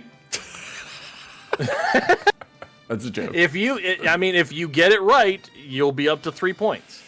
Oh man, I don't know who taught him this. I want to say Stu Hart, but I feel like that's the easy answer. I don't feel like that's the answer. I feel like he got it. This is the beginning of the quiz. I mean, these are supposed to be the easier questions. I'm gonna sacrifice my bonus point and listen to the multiple choice because I don't actually have an answer. So. All right. Yeah, I know you're just gonna pluck Stu Hart out of there anyway. So. Is the answer Stu Hart? Yeah. Rugged Ronnie Garvin, or Conan? Oh man, Conan's a good one though. I feel yes, like Harrison. If Six gets the question right, and if Six gives the answer and stays with his answer and gets it right, it's 2 points. Correct. Yeah. I don't think it's Ronnie Garvin. I just don't. It doesn't strike me as a person that I don't feel Ronnie Garvin would know that move. You know. Somebody has not seen the Rugged Ronnie Garvin, Greg the Hammer Valentine feud from WWE in 1988. I have seen it, and it was shit. Then you would remember that Greg the Hammer Valentine was using the figure 4 with the shin breaker, the little shin pad that he put over his leg. Yeah. And a big part of the gimmick was Rugged Ronnie Garvin started using the inverted figure 4, which was the Scorpion Deathlock, as his move in that feud to combat the figure 4. Oh, okay. Because I do remember the figure 4 just being all over that fucking feud. I was just like, God damn, guys. So I was like, let's fucking use a different move here. But it was also Tito Santana's finishing move at one point. Really? Yeah. Oh. Before the flying jalapeno. Yeah. Before the flying jalapeno. I'm gonna say Conan. I don't think it's right, but I'm gonna go with Conan. It was Conan. Yeah, that's right. Okay, very good. Conan happened to be doing some extra work in like 1989, 1990 WWE, WWF at the point. And they were just breaking Bret Hart off to be a singles away from the Hart Foundation. And they wanted him to have a badass submission finishing move. And somebody suggested the Scorpion Deathlock because Sting was already using it in WCW and Riki Choshu had created it back in Japan. Well, he didn't know how to do it. And he asked everybody in the WWF locker room how to do the Scorpion Deathlock. Nobody could tell him because they weren't watching Japanese wrestling. Oh, God, no. And Conan was the only one who did it, and he showed Bret how to do the Scorpion Deathlock 5 minutes before going out to the ring in the showers of the locker room. So, I mean, there you go. A little bit of trivia. That's a story direct from Bret Hart's mouth himself. Conan taught him how to do the Scorpion Deathlock, which became the Sharpshooter. One of my Conan O'Brien, are you sure? Well, those long, lanky legs make it very easy to put a leg submission on. Yeah, for real. Gangly ginger. Mm-hmm. One of my favorite Conan quotes, my Conan isms, is back in WCW when he was part of the Filthy Animals. Was it the Filthy Animals? The Filthy Animals, the NWO Wolfpack, NWO Hollywood. Like out of nowhere, like someone would be doing a promo, and Conan would be in the background, just kind of repeating, "That's enough! That's enough!" By the way, Conan O'Brien's finishing move is the Ginger Snap. That's pretty good. I thought so. I mean, I was happy with that. That was pretty good. That was pretty good. That was pretty good. That's pretty good. All right, you are you just got done with question number 3. You're at 3 points. You're doing pretty good. 3 points. Wait, no, I'm sorry. You're at 2 points. No, you're at 2 points. I'm at 3 points. No, I'm at 2 points. No, I'm at 2 points. You didn't. You gave up your bonus point because you didn't say Conan the first time. No, that's right. That's true. So there you go. There's your visual aid. There's my visual aid. Well, I thank you for doing the complex math, Beef. All right. Question number 4. In America, dogs are the most popular pet. They are. But what is the most popular pet worldwide?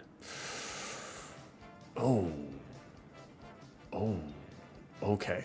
It has to be the Armor's right. It is the head hog. Chili dogs. That's right. Yes. It is a Sanic. It's got to be cat. Like it's cat or fish. I feel like not a lot of people do. I can't believe dog is not the most popular pet worldwide, though. You know, there he is, that handsome devil. Oh, look at the pupper. Like the fish. Don't you fish me again, Armor. Like, no, it's bears. Bears is the obvious answer. Bears. Like, which country? It's worldwide. That's worldwide. All countries. I feel like it has to be cats, but I feel like Beef is doing a red herring. I feel like, and don't fish me again. Oh, so you think it's fish? Yeah, okay. It might be fish. Like, this is subtle helping. Like, okay. If it's not dogs worldwide, which I can't believe it's not dogs worldwide, you know. Who said it isn't? You just said. No, I said in America, dogs are the most popular pet. But what is the most popular pet? It could still be dogs. Beef is doing a Jedi mind trick. He's done literally 3 different meta inceptions, and so now I'm constantly second guessing myself. This hedgehog's clearly bastard. worldwide. Yes. Right. All right. Well, if that's the case, I'm gonna lead into it. I'm gonna take the fucking bait. I'm gonna trap myself into. I think it's dogs because I'm just like. I feel like cats are beloved, but I feel like just dogs are just more around. I feel like there are just more dogs hanging around, so I feel like it's dogs. There are literal towns where just cats live out on their own, but you think dogs are more prevalent. Yeah, I think stray dogs are more prevalent than stray cats. I'll go down on the record and say that there are more stray dogs in the world than there are stray cats. Dogs All are right. more around. Shut up, Garrison. Is the answer dogs, cats, horses, or chickens? I have ants down.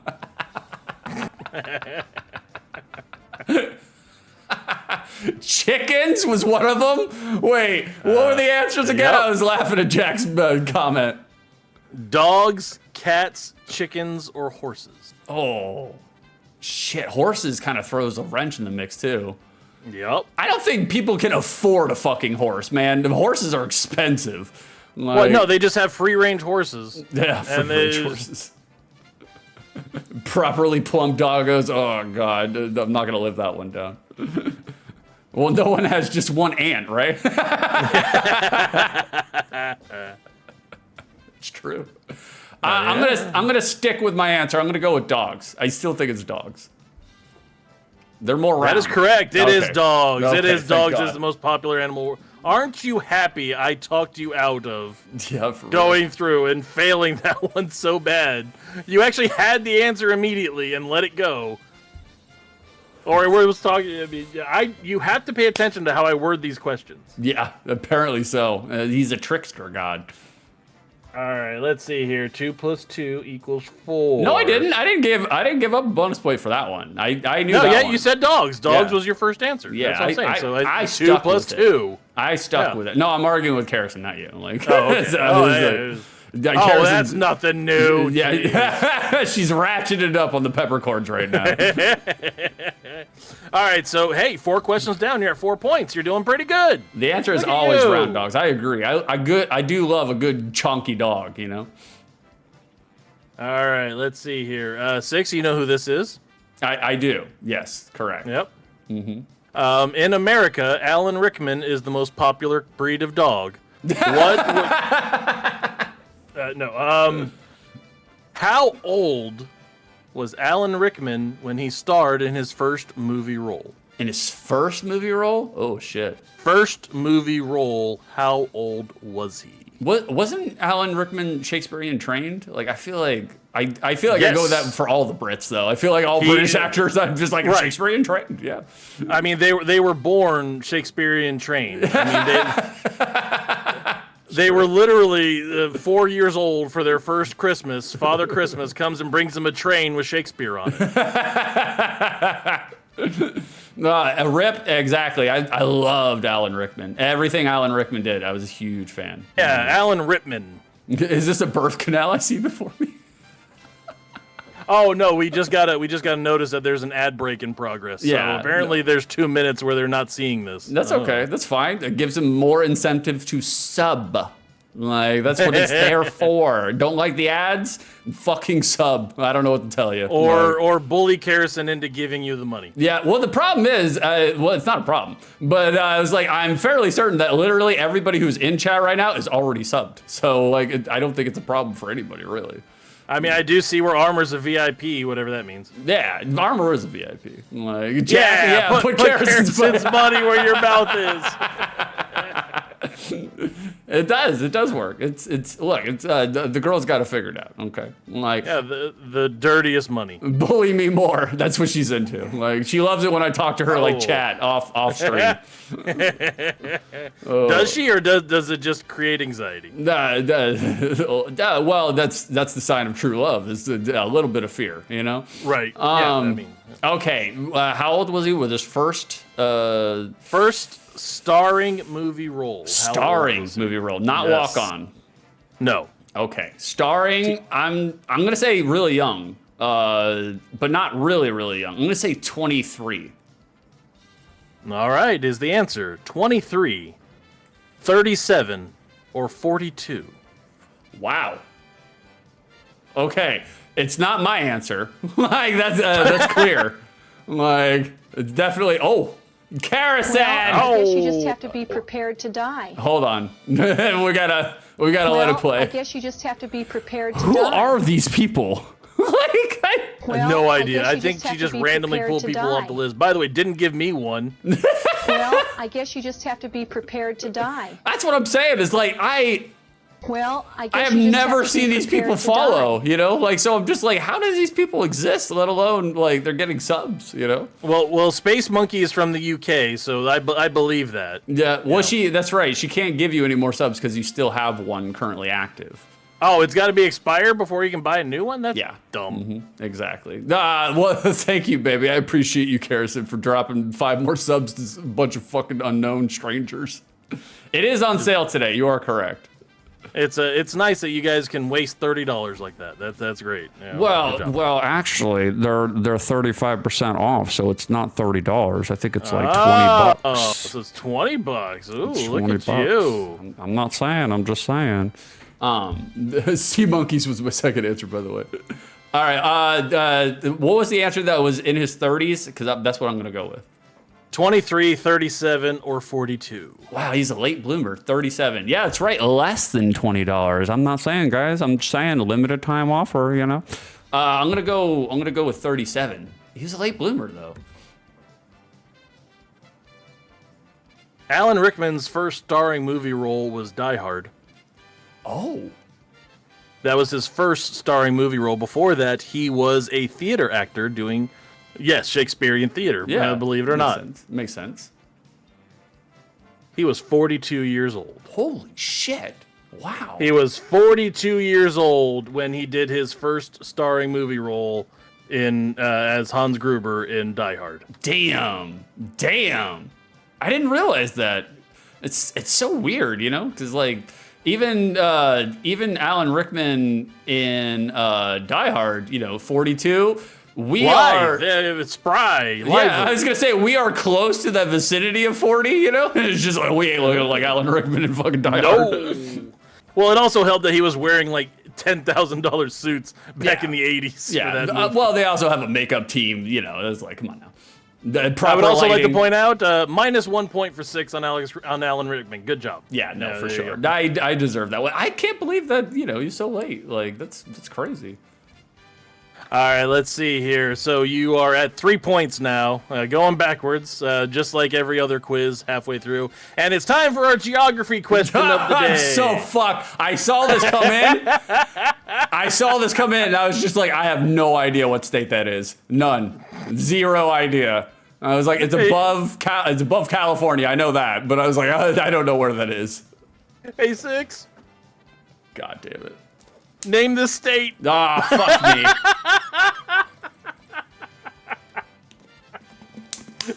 That's unfair. Yes, you question, can, 6. Karrison, you can. Name the state.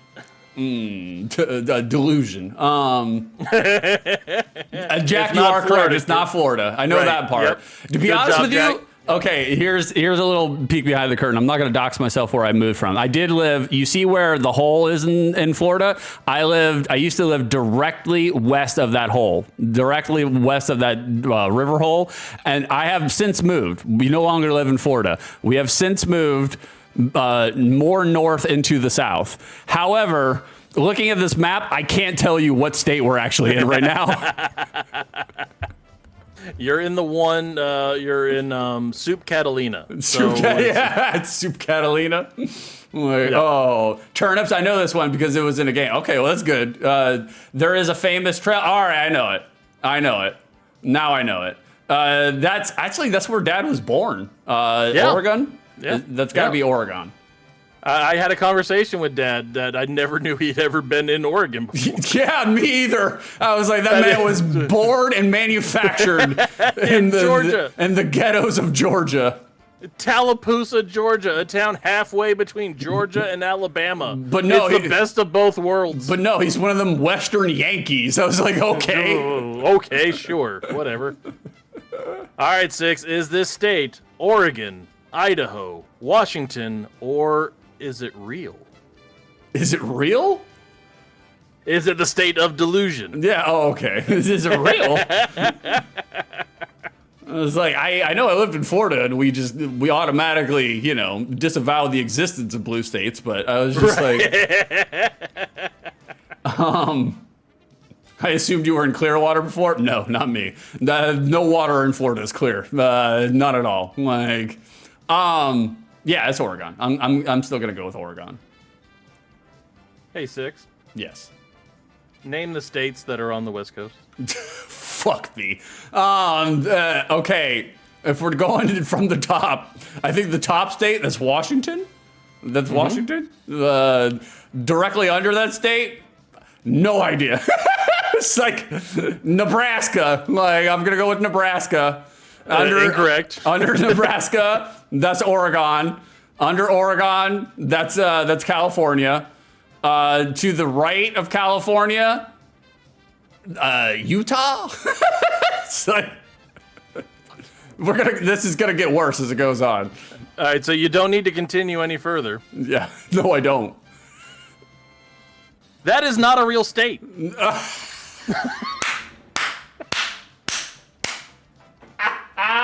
You fuck. I was looking at this and I was just like, did this get shift cropped? I was like, this seems a little longer for the West Coast. I was like, I thought there was only 2 states above California. I knew that you were gonna bite on that one so fucking hard. It's like, that is not a real state, Six. It goes California. The one above it is Oregon, and then Washington. That is not a real state. You're a piece of shit, Beef. And funnily enough, I'd already typed into chat 3 + 0 = 3. Yeah, oh yeah. I'd definitely. already had that ready. I knew it was coming. You suck. Jack, it was so square. Like, I agree. Oh, that is my favorite question. I was just like, I don't know, I'm Oregon's. so happy with that. I was like, okay, Oregon's claim to fame is that they're shaped like a direct parallelogram. I don't fucking know. Like, The funniest thing about it was Carrison was so sure. And she was, oh, it's Oregon Trail, the trail, dysentery. Nope, it's not real. looking at this map, okay, other than the one time I went to Vegas, and you can't really define that as traveling because I just hung out in a lot of fucking casinos on shrooms. Sure. So yeah. I was just like, the most west I have been is Tennessee. So, like, you know, the most north I have been is Kentucky. So, like, I have been to Virginia for Ryan's wedding. Mm-hmm. And I've been to Indiana to gamble right on the other side of the Kentucky border. The furthest west we've been is Louisiana. Yeah. Mm-hmm. Yeah, but that's the extent of it. I'm a firm believer that other than Vegas, that wherever you are, that's where you are. No that's traveling. Where you are. Okay, it's just like you're stuck there.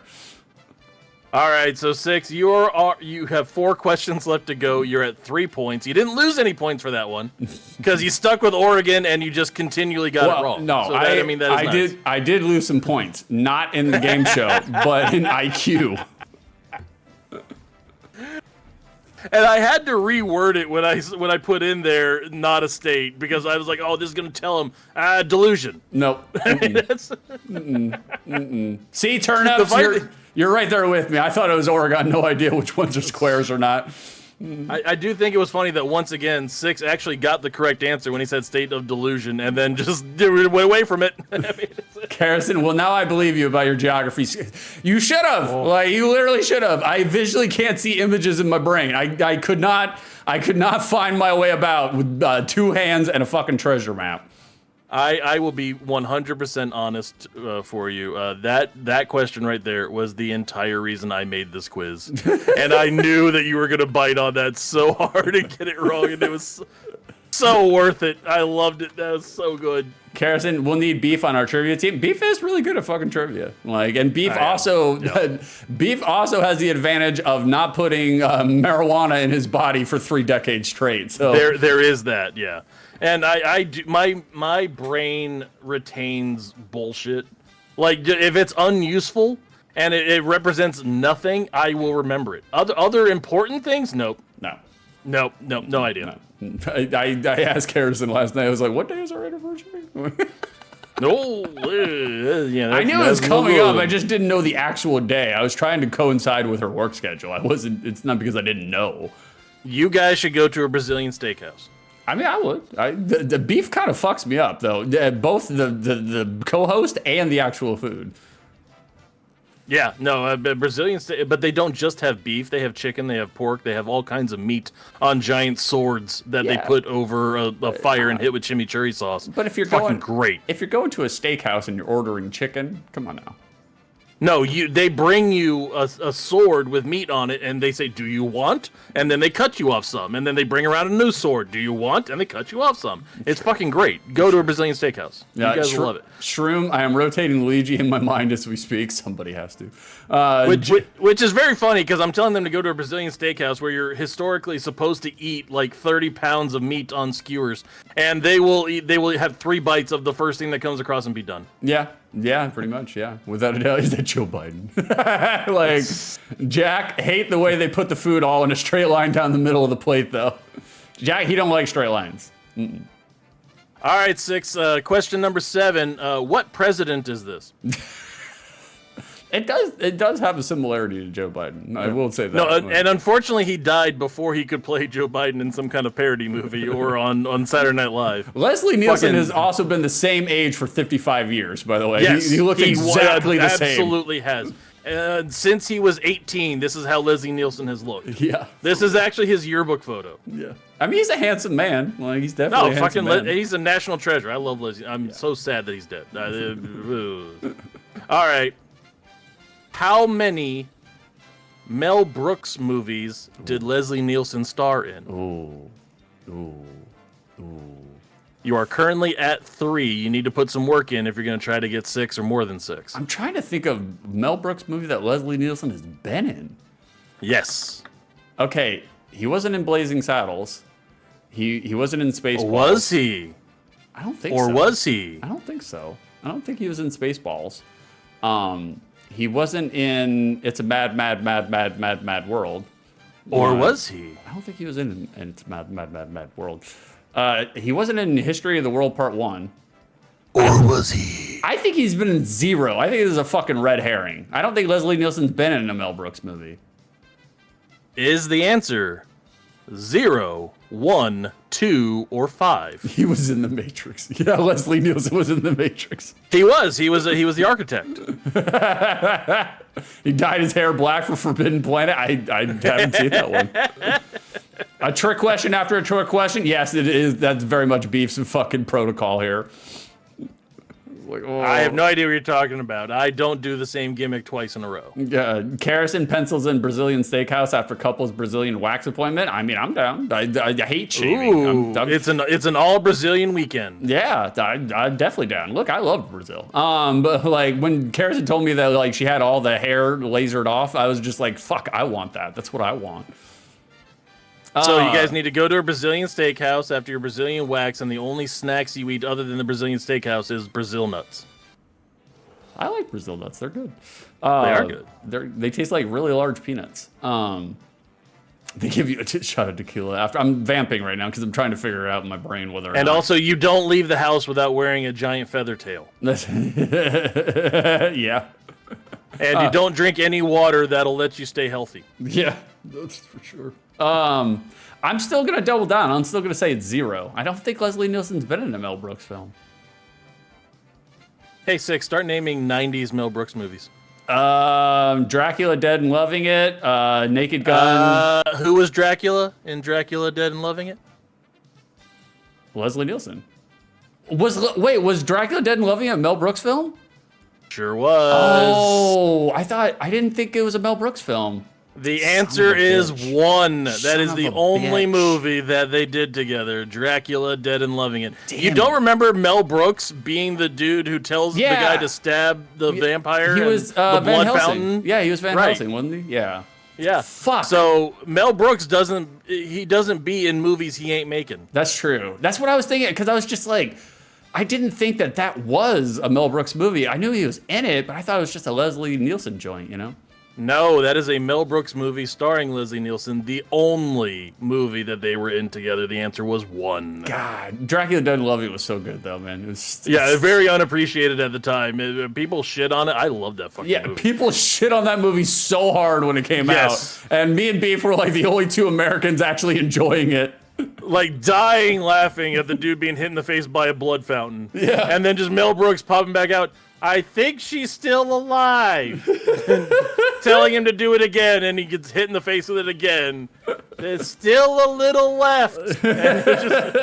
And it's so good. Fucking love that bit. Vicer, nice job, Six. Haha, just kidding. You got the question wrong. Well, thank you, Vicer. I did get it wrong. Like Jack, Brooks will be 100 when Spaceballs 2 come out. I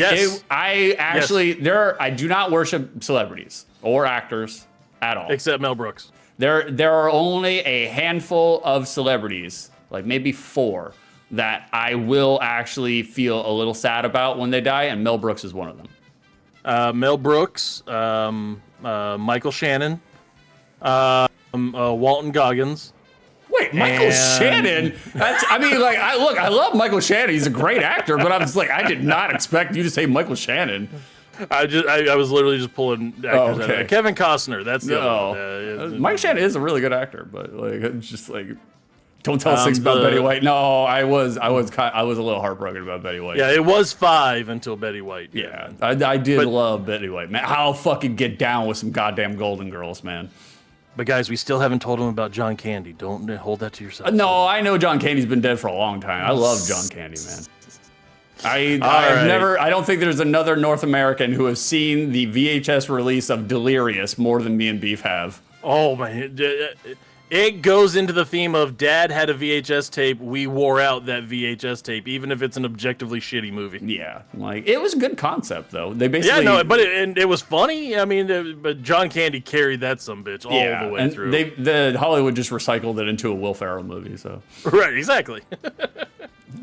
All right. You're still at 3. Nice. You didn't lose a point there because you were just wrong so you're still at 3.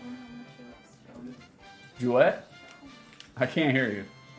We have a visual aid. Karrison wants me to come in here, or Karrison, she wants to show her Golden Girls representative. Like we were all raised by fiery gay people, so we definitely saw Golden Girls. Dude, Golden Girls is a legitimately funny show. Legitimately funny show. You got a bunch of so fucking funny. You got a bunch of old Bettys on there talking about their sex life all the time. Yeah, no, I didn't like it when I was a kid because it's like, oh, girls, gross. And it's old. Yeah, who cares about old people? But I've seen this show now in my adult life. It's like, holy shit, that's funny. It hits. That's really fucking funny. I was like, they're really sassy so old hard. ladies saying some shit that I would not expect on daytime television. Well, the older that I get, the more I appreciate old Jewish cynicism, and I fucking love it. It's so good. It's part of why I love Bernie. Oh, yeah, of course. Like, how's it going, Cody? When I was a kid, I found out about John Candy via Nothing But Trouble on Comedy Central. It makes 2 of us. Makes 2 of us, brother. We, especially me and Beef, we lived on fucking Comedy Central. Oh, yeah. How many Gallagher specials did we watch? Like, Too many. Every week. Too many. Like, Jack, we have Golden Girls coasters. Well, I knew you were a gentleman of refined taste, Jack. You're just proving it right now. Also, very much a Blanche. I think Jack Little is a Blanche, 100%. Oh, yeah. Yeah, definitely. If you want to read what Jack just said, go ahead. I can't believe I'm struggling with such a sexual dance. Maybe it's the standing up that's throwing you. I mean, it's just so good. It's so fucking good. Classy. All right. 6, you know what this is. Yes, that's PlayStation 4. Oh, I thought it was a coaster. Okay, I got you. That might be. In terms of copies sold, Oof. what is the highest selling PlayStation 1 game worldwide? PlayStation 1? Highest selling PlayStation 1 game worldwide. Well, the number of units sold. The answer is clear. It's obviously Toomba 2. That was a wink and a nod to Vicer. Right. God, that's a hard one, man. Yeah. Initially, I want to say Metal Gear Solid, but I don't think it's Metal Gear Solid. Okay. I want to say maybe Choose Wisely, Retro Boy. I want to say what's the other one? Resident Evil, but like I don't feel like it's Resident Evil either. It's got to be. No, Grand Theft Auto wasn't until PlayStation 2. I mean, Grand Theft Auto, they had Grand Theft Auto, but until Grand Theft Auto 3, it wasn't until PlayStation 2. So maybe it's a different genre. Hey, how we doing, Power? What's going on? I'm struggling right now. Power, I'm trying to think of the PlayStation 1 game that sold the most copies worldwide. Might be a rated E game. Oh, you guys are fucking me right now. It could be.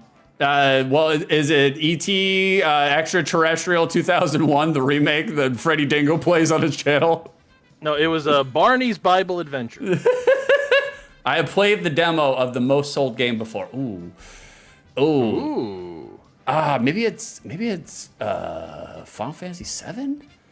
I feel like maybe it's Final Fantasy 7. Oh, shit. You gotta lock it in. All right, all right. Before the multiple choice, I'll say Final Fantasy 7. It's Toe Ball number 2. Exactly, that's what I was thinking. It is Dead or Alive Extreme Beach Volleyball. I'm sorry. Oh, Viceroy, I never played Final Fantasy 7 demo. Oh, that's right, you didn't. Shit. Really? That's Jack, weirdo. is that flight simulator that was an Easter egg in MSXL? I'm gonna say Final Fantasy 7. I don't think that's right though, but it seems like it would be right, you know? Is the answer Final Fantasy 7, Tekken 3, or Gran Turismo? Oh, okay, worldwide, it's Gran Turismo. Gran Turismo. Tekken 3 had 8.3 million copies sold. Final Fantasy 7 had 10.02 million copies sold. Wow. Gran Turismo had 10.85 million copies sold. It was Gran Turismo is your winner. The highest selling PlayStation 1 game. It's like those Europeans, they love the Gran Turismo. Love the fucking Gran Turismo. The Japanese love their That's true. Yeah, too. Japanese love Gran Turismo too. That's right. Gran Turismo is okay. It's if you're into cars, it's a great game. I was about to say we were never into cars. So, that's right. Armor. Mexicans love Gran Turismo too. You are correct. It's basically like essentially anybody that's not Caucasian American. Oh, I thought they liked Gran Torino. Okay, I got you. Racist Clint Eastwood joke. All right. Love it. All right, 6, you are on question 8. You are at 4 points currently. Wait. Karrison has been checking my math. Hold on. Did I skip one? Hold on. Because I'm on question 9 on this side. No, I'm sorry. You are on question 9. My fault. You are on question 9. I just wanted to make sure. I just didn't want to fuck you over. No, you're right. I said it wrong. It is 9. All right. So you're on question 9. You have 2 questions left to go. Mm-hmm. You can still get more than 6. All right. You are a 2-pointer and a 1-pointer away from getting more than 6. You are also 2 questions away from failing miserably. So that also can happen. Yes, without a doubt. Assuredly. All right, 6. Name this actress. Oh, fuck me! No, I'm kidding. I'm kidding. Because I was going to say, I only know this actress from being Melody from fucking Hey Dude and Nickelodeon. That's the only... ever since I saw that show with her on it, I have never been able to separate her from Hey Dude from fucking Nickelodeon. 6. Mm-hmm. Ben Stiller's wife, Christine Taylor, got her start on what Nickelodeon TV show? There it is, bada bing. We nailed it. It's Hey Dude. Hey Dude. Was it Hey Dude, Salute Your Shorts, or Wild and Crazy Kids? Well, it wasn't Wild and Crazy Kids. That's for goddamn sure. That's not a chance.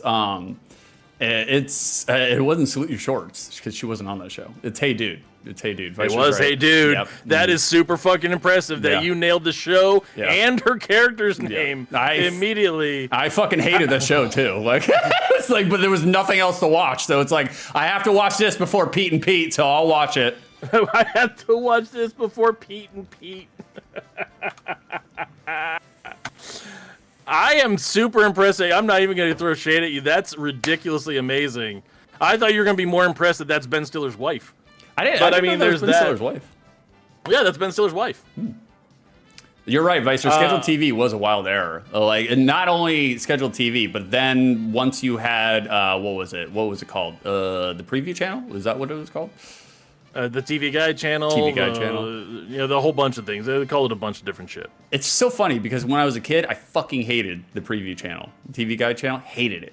Absolutely hated it. Now, as a stoner, I literally watch like YouTube, like compendiums, like 8-hour compendiums of TV Guide just to watch all the honky-dory fucking infomercials on it. Armor asks, how often does Six answer the question before the question is even asked? Not very often. This is the first time ever. Yeah. That was very good. That was impressive, and he even got the characters. I thought about changing the question because he got it right. It was like, oh, what's her name? We're gonna go with that. What's her name? I would have lost. I would have lost. I would have been Christine Applegate. No, sorry. No. Jack Vanilla Ice. Next question. Like, So here is how this breaks down, guys. Everything is on the line. This is question number 10. Six is currently at 6 points. So he can either screw you all and throw this. I'm sandbagging Give it. me your peppercorns again. Or if he changes his answer and gets it wrong, he is less than 6. If he changes his answer, or if he any points, he's more than 6. It's all to play for. The most stakes we've ever had, and that's a lot coming from me. yeah, exactly. All right, Six, you know this character. Yeah, it's Guile. Yeah, it's Gilly. Gilly. Which performer has been cast as Guile in the upcoming Street Fighter movie? I just saw it 2 days ago. The movie or the announcement? Both. Oh, don't cheat. God, Armor, don't you laugh at me. Like,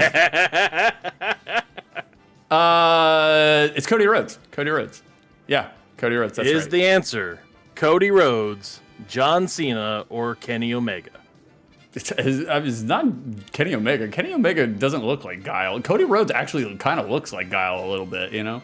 Like, and it's not John Cena. John Cena's balding, so he can't pull it off. Like, yeah, exactly. See, Armor, we got there together, split from the same atom. That's right. Well, you don't think he could brush the hair like Guile does with his comb, brush it up to cover up his bald spot with more forestation?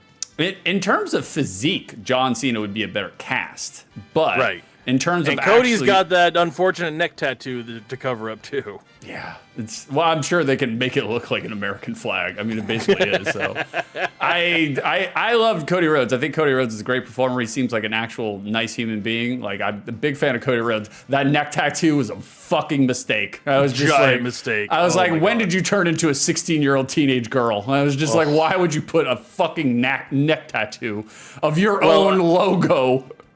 Well, I know why. It's because Cody looked up and said, Dusty has this really ugly splotch on his side. I need to put one on mine, too. Oh my God, man. It's oof.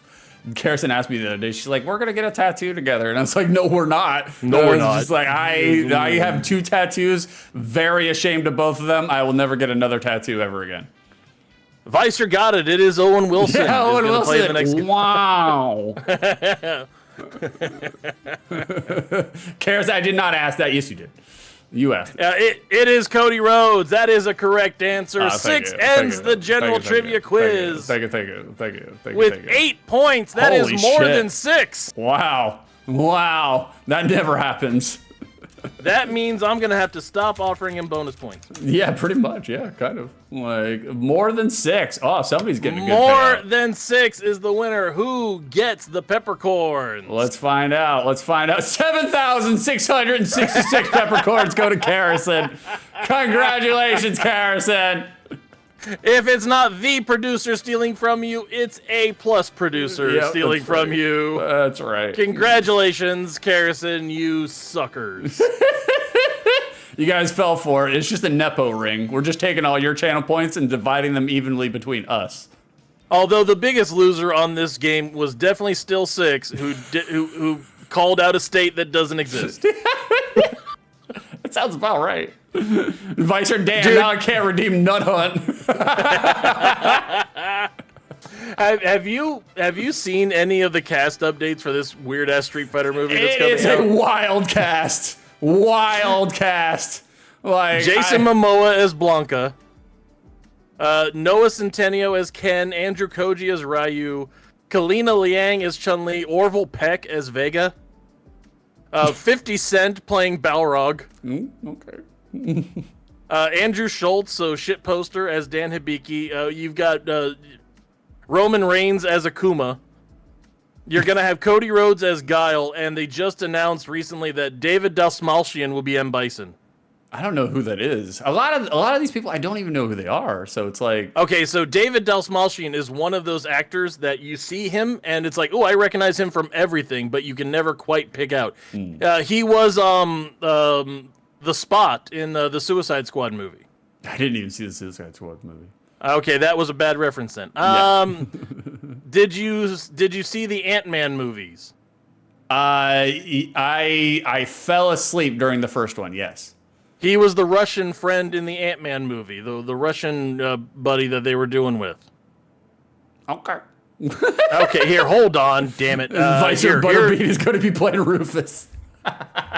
Yes, the corpse of Butterbean is playing Rufus. You're correct. The corpse of Butterbean goes by Jack Black nowadays. Oh, Lord. Okay, I know I have said, and I'll look at that in just a second, Beef. I know I have said on previous Brodowns, just recently, I'm like, Jack Black, stop singing. We get Stop it. singing in every fucking thing you do. We get it. However, with the Ozzy Osbourne Black Sabbath, he did a really, really good fucking job. Yeah. Did he do Mr. Crowley? I think it was Mr. Crowley. I think so, yeah. He did a really good job doing Black Sabbath cover. It was wonderful. All right, so there's a picture of David Dastmalchian. There's your new M. Bison. Oh, okay. I know him. Yeah. All right. I know him. Yeah. That guy. He's so that's him in the Batman, one of them Batman movies, The Dark Knight. There you go. Yeah. All right, Six. You want to do our recurring segment to end the show out on? Where we react to terrible videos I find online. Yeah, we can. Turnips. Did you just count falling asleep during a movie as seeing a movie? That's Yes. as far as we go. Turnips. Like I especially the Marvel movies, man. I fall asleep during them. I used to like them, but I just don't anymore.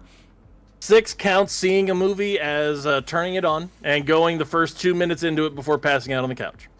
It's what I did with all the Lord of the Ring movies. I fell asleep in the theater every single time. Oh, I All mean, three of dude, them. nobody has 11 hours to go through and watch all of the Lord of the Rings. I mean, no. Armory, you're right. Rufus does have Kung Fu Panda vibe. He does, without a doubt. Six spent the first half of the show talking about how he can't deal with commitments.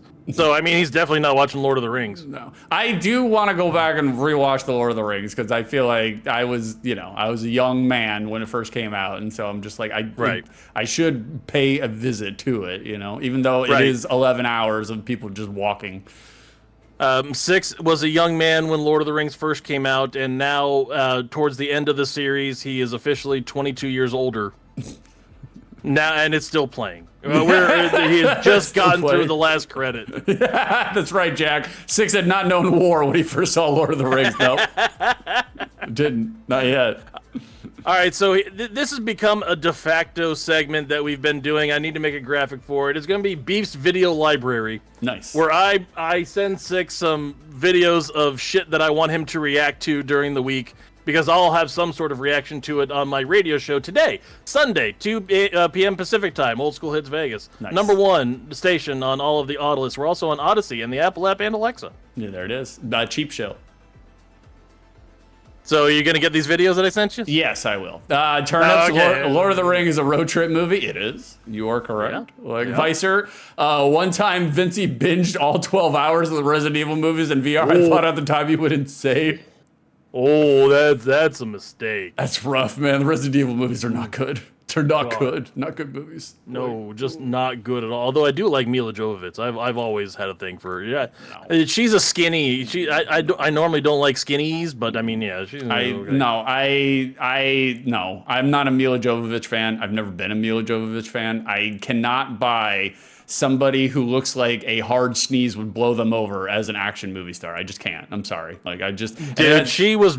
It was entirely based on her in The Fifth Element. Yes. She was fucking great in that movie. I love it. She was okay. Like, the Armor, I do the extended versions every year. You are the monster. An absolute monster. Like, all right, Beef, you got some videos here? All right, let's... Yeah, I've already... They're already in your Discord. Go check your Discord. Not for anything I created, for things that we're going to make fun of that other people created. Okay, not a problem. Not a problem. All right, let me pause that. Come over here. Crank the volume up for this. There we go. Crank that up. Come over here. Crank that up. Make sure the volume is all up. So while 6 is vamping and trying to get the things to work out the way that they should, I would like to point out that the only reason this segment exists is so I can make 6 change the format of the show in real time and not fuck everything up. It's okay. At this point in time, I got a good amount of practice. So, all right, we got that. That's up there. All right, we got deep dish pizza fries. Is that the first one? Okay, so this, yes, deep dish pizza fries. You definitely want to enlarge this, and it may not be exactly what you think it is. Okay. All right, let's check it out. Let's see what we got here. Is there sound to this? It doesn't look like... Oh, wait. No, perfect one to make at home. We're going to go ahead and put some fries in there. Use any kind of fries. We're going to go ahead and come through with some tomato sauce and some mozzarella cheese. Spread it out. The government-issued mozzarella cheese. I'm pretty sure it's government-issued tomato sauce. Go ahead and put some herbs in there. I went ahead and used some man, you oregano, just dropped the grease in there, too. Nice and hot, nice and crispy. Just like fries this, look okay. It's going to go ahead and be the centerpiece, because right now we're going to come through with more fries. Like I said, holy shit, that's a lot of fucking cheese, sauce, man. More herbs, and now more cheese, guys. Throw this baby in the oven, and you're going to love it. And as soon as everything is nice and melty, it's going to be delicious. Don't forget the Parmesan. Now back out, we're going to go ahead and put some basil on it. Cut yourself a nice little slice of the pie and enjoy this delicious cheesiness. Just like slice of the pie. Okay, so are we doing slaps or don't slap, or hit or don't hit? Hit or don't hit? I think it hits. I think it hits. I would eat it. Like, I'd give it a shot. So you would sure. eat that? Yeah. You would eat that? Mm-hmm. Yeah, because, I mean, it's tomato sauce. That's just fries and ketchup. And it's just pizza on top of fries is basically all that it is. So I would have questions about the crust, because there's, I need the crust in order to make that work. And the fries don't support the crust. But I'd do it. I'd fuck with it. I think it kind of hits. This is one of those ones I'm in the middle on. It's fries, it's pizza stuffs, but it's also layered like a lasagna. So it's like they're combining 3 different styles of food. I'm not sure if I would like it, but I would eat it. Yeah. I would try it and then probably hate myself. Yeah. Okay. So I do like how it's like, oh, I need to make this kind of seem a little healthy. So here's 4 sprigs of basil. Yeah, for real. That's like 12 pounds of fries that I actively mash into the thing to make them to fit more fries.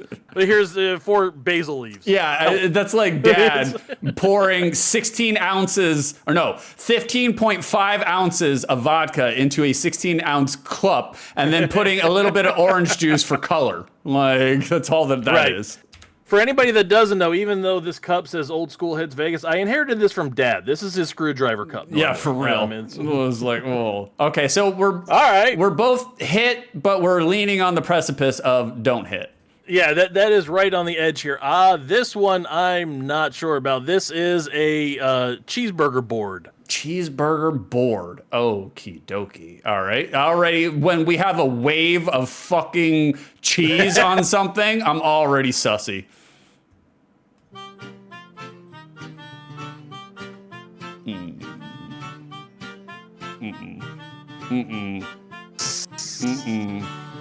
No. I'm already off of it. No. Nope. Don't hit. Don't hit. Don't hit for me. Don't hit all fucking day. Don't hit. Nope. Advisor's right. Looking at the people around the table, nobody likes this. Nope. There is nobody that's even that. Oh, this looks appetizing. Let's just dig my hands into absolute cheese slime. Yeah. All right. Yeah. Looks like a fucking cow. Like, just straight up had a hawker right on this. A giant cow blew their nose on this fucking sandwich. This looks like a cow decided to wank itself on the table over the bodies of its fallen relatives. This don't hit. This do not fucking hit for me. It don't hit for me because it's like, look, I know we're Americans and I know we're all about excess. And cheese on everything. Yep, cheese on everything. I get it. I understand. But the problem is, especially with food, too much of a good thing is a bad thing. So I was just like, that don't hit. Don't hit for me. Nope. Yeah, no, I do not like this trend where it's like, let's take a delicious looking burger and let's cover it in cheese slime like it just got off a Double Dare. Yeah, no, for real. You look like somebody who got hit with the ectoplasm in fucking Ghostbusters 2. No, not for me. Yep. Don't hit. Or you look like Frankie just got out of a Payless shoe store. It's disgusting. That's Shroom, you're right. You know what would make the sandwich better? If it had half a pound of lava on it. I agree, brother. All right, so everybody's in agreement. Don't hit, right? Don't hit. Don't hit. All right, this last one is a video that I think is gonna make Six chuckle. We already knows it. We already know it. Don't hit. We already knows it. We already knows it. This is definitely Meal Team 6. Let's see how it goes. Meal Team 6, not related to me.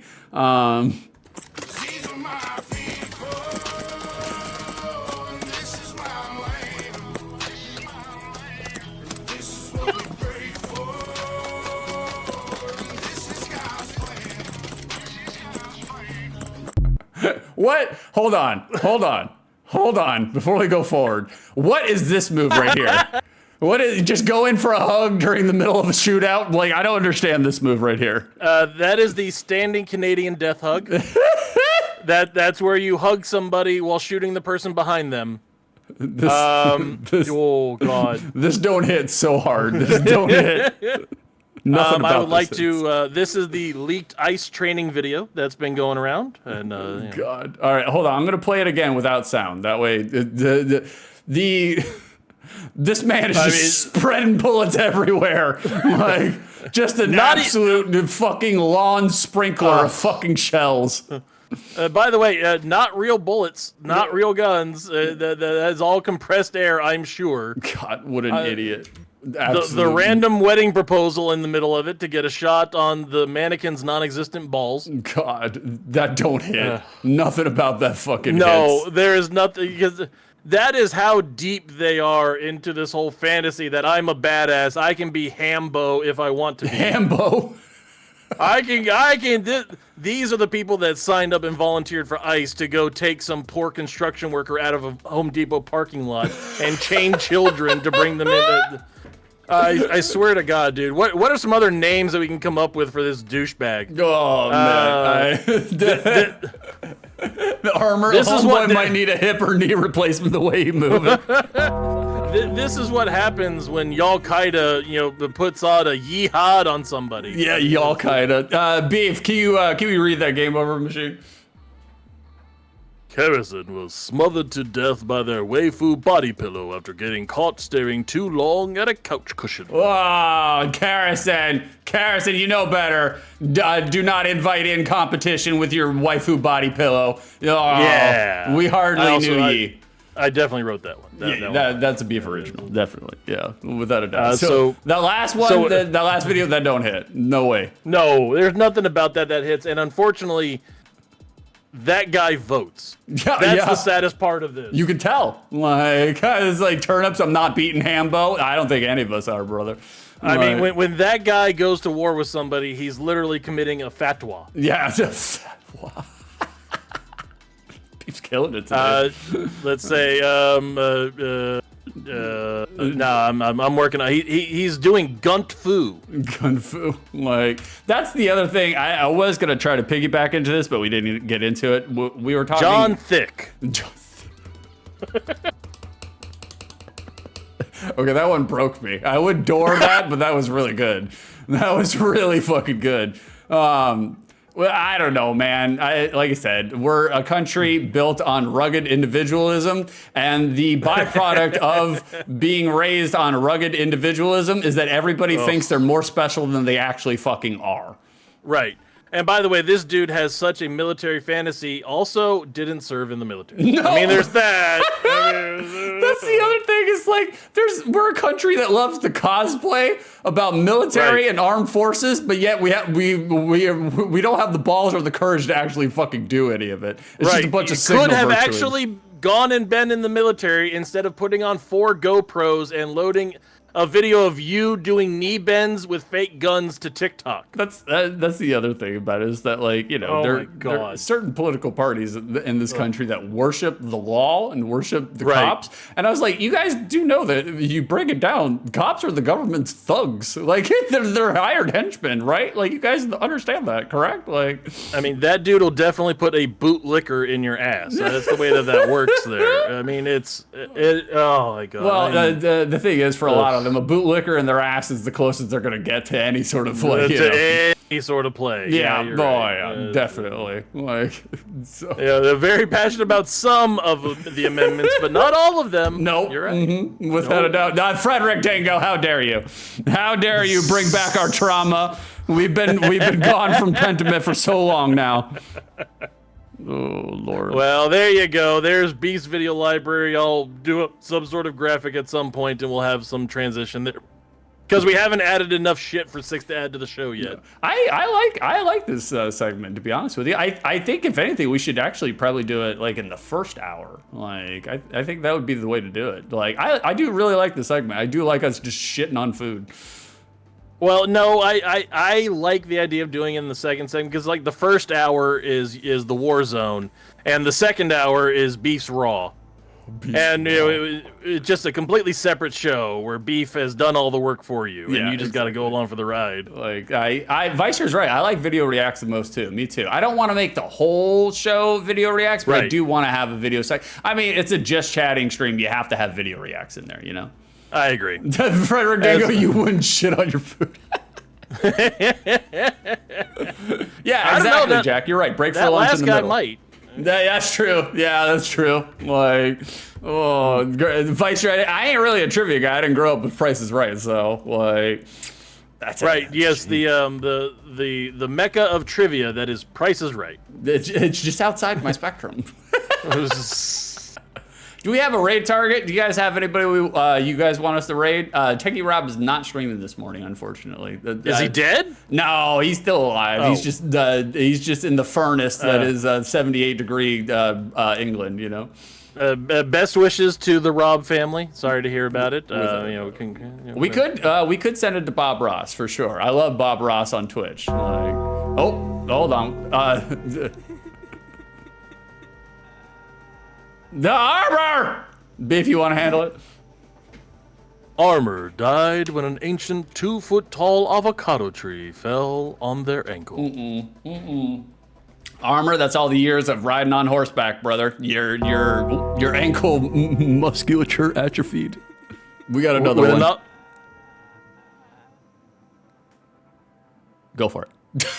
just to say, when an avocado kills you, that's the pits. That's a fucking door. Door the shit out of you. No, read Shrooms. Give Shroom his flowers.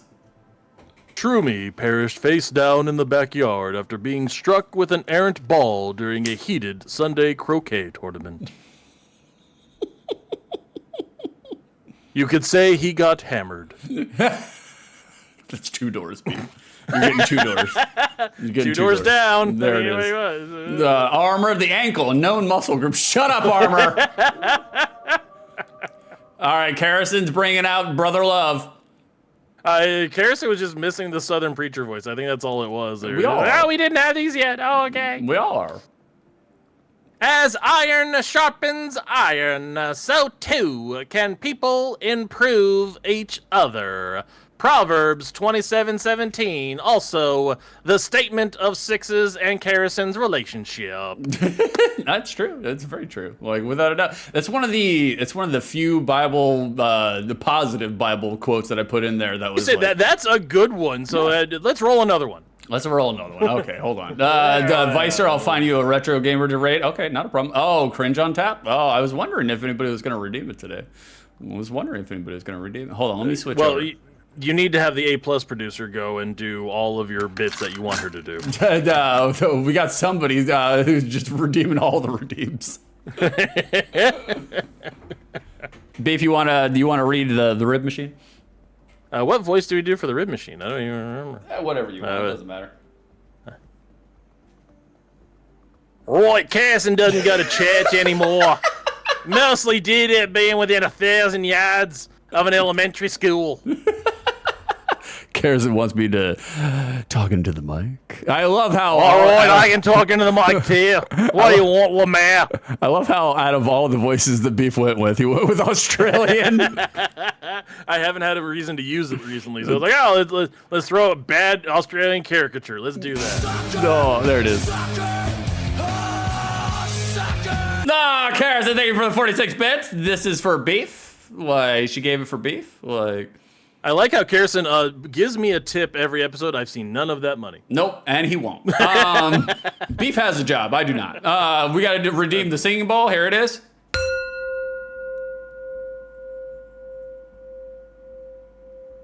Hi, honey. And we've reset. Okay, for those that are in the know, for those that are not in the know, Duber 4? Okay, I'll do it. I'll do it.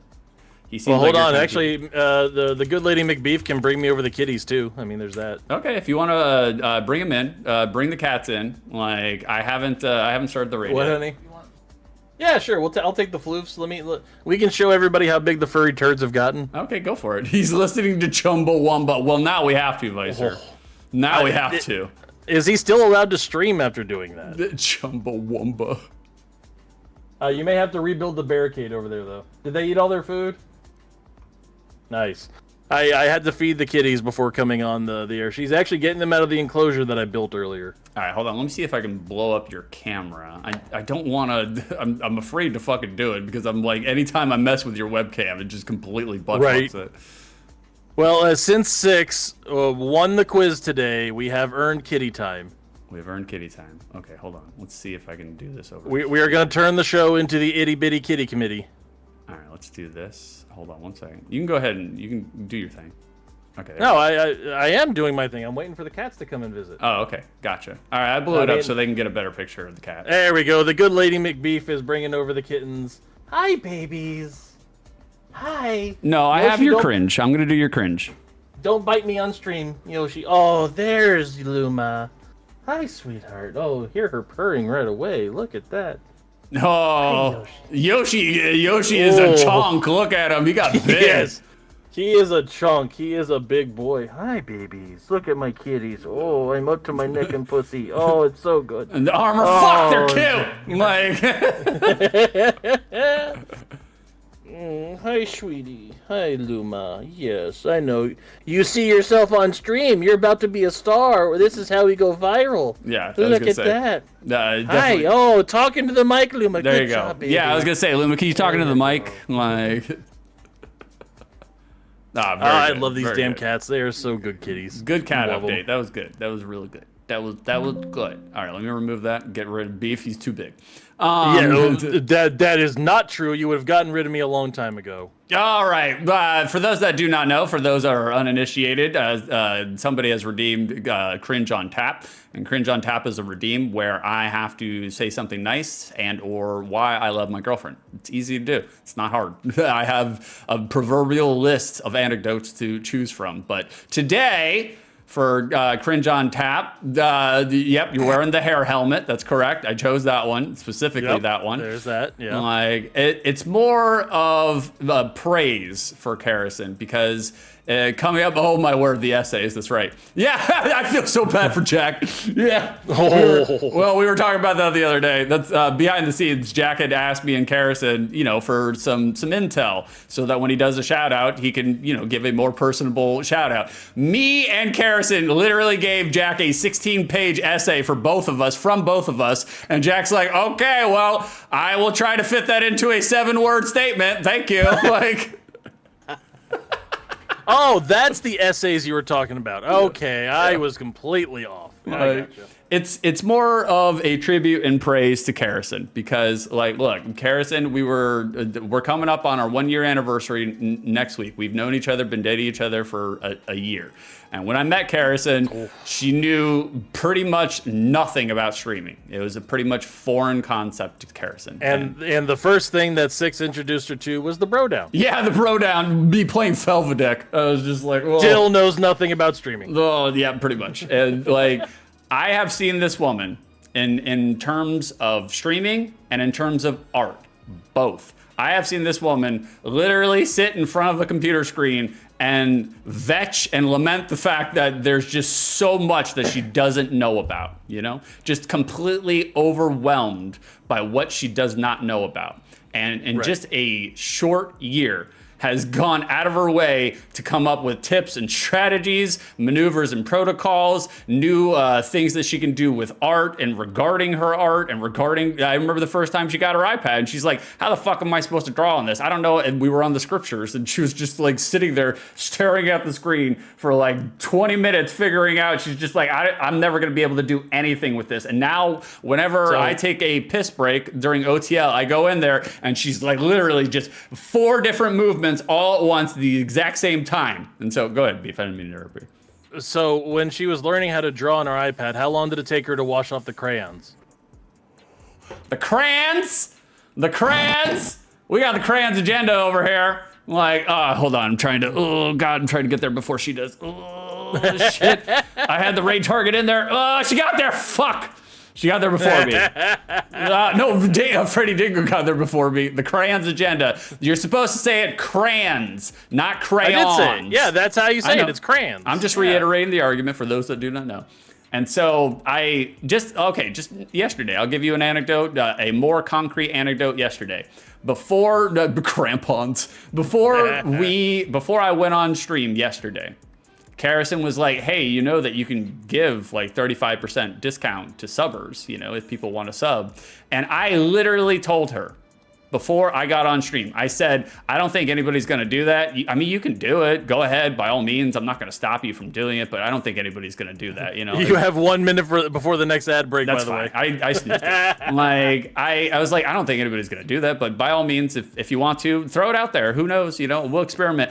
Vast success, just giving people the option. People were donating subs, people were helping me out, people were supporting me, and it's just, that's another continued testimony of the fact that, like, if I didn't have her in my life, I wouldn't have known these things. And so that's my cringe on tap.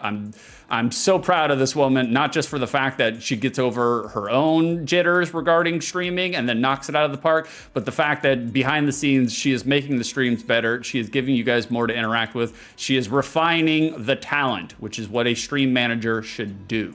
So that's why I would just like to say that I really appreciate her for Hold on, Karison, look at Six being nice. You're full of shit. You fell for it. I'm not a nice human being. It's all a fucking ruse.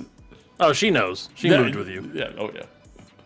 No, I appreciate Karison for her innovations in top-knot technology going by this picture. Top-knot technology. Well, I didn't know you could vertically do a hair tie like that. That's amazing. Look at that. That's an all-new version of samurai haircuts. Samurai haircuts. Baby, how do I paste inside the chat box? It won't let me. Like, do a raid. Okay, it's hard to tame it. You do have a lot of hair, and I'm so sad over the fact that you're cutting. It's disgusting.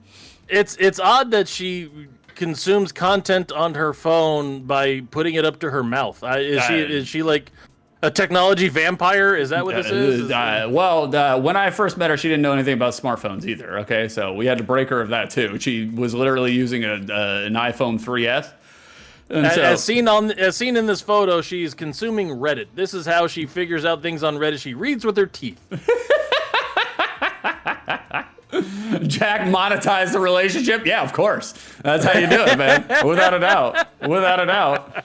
Armor, you live off of 5G? She does. Without a doubt, she does. You've not lived until you've tasted a Twitch stream with beef. Vicer, I hope you guys are ready for Doober. I hope you guys are too. I have no idea who this is. We didn't vet it, but they're playing Chumbawamba.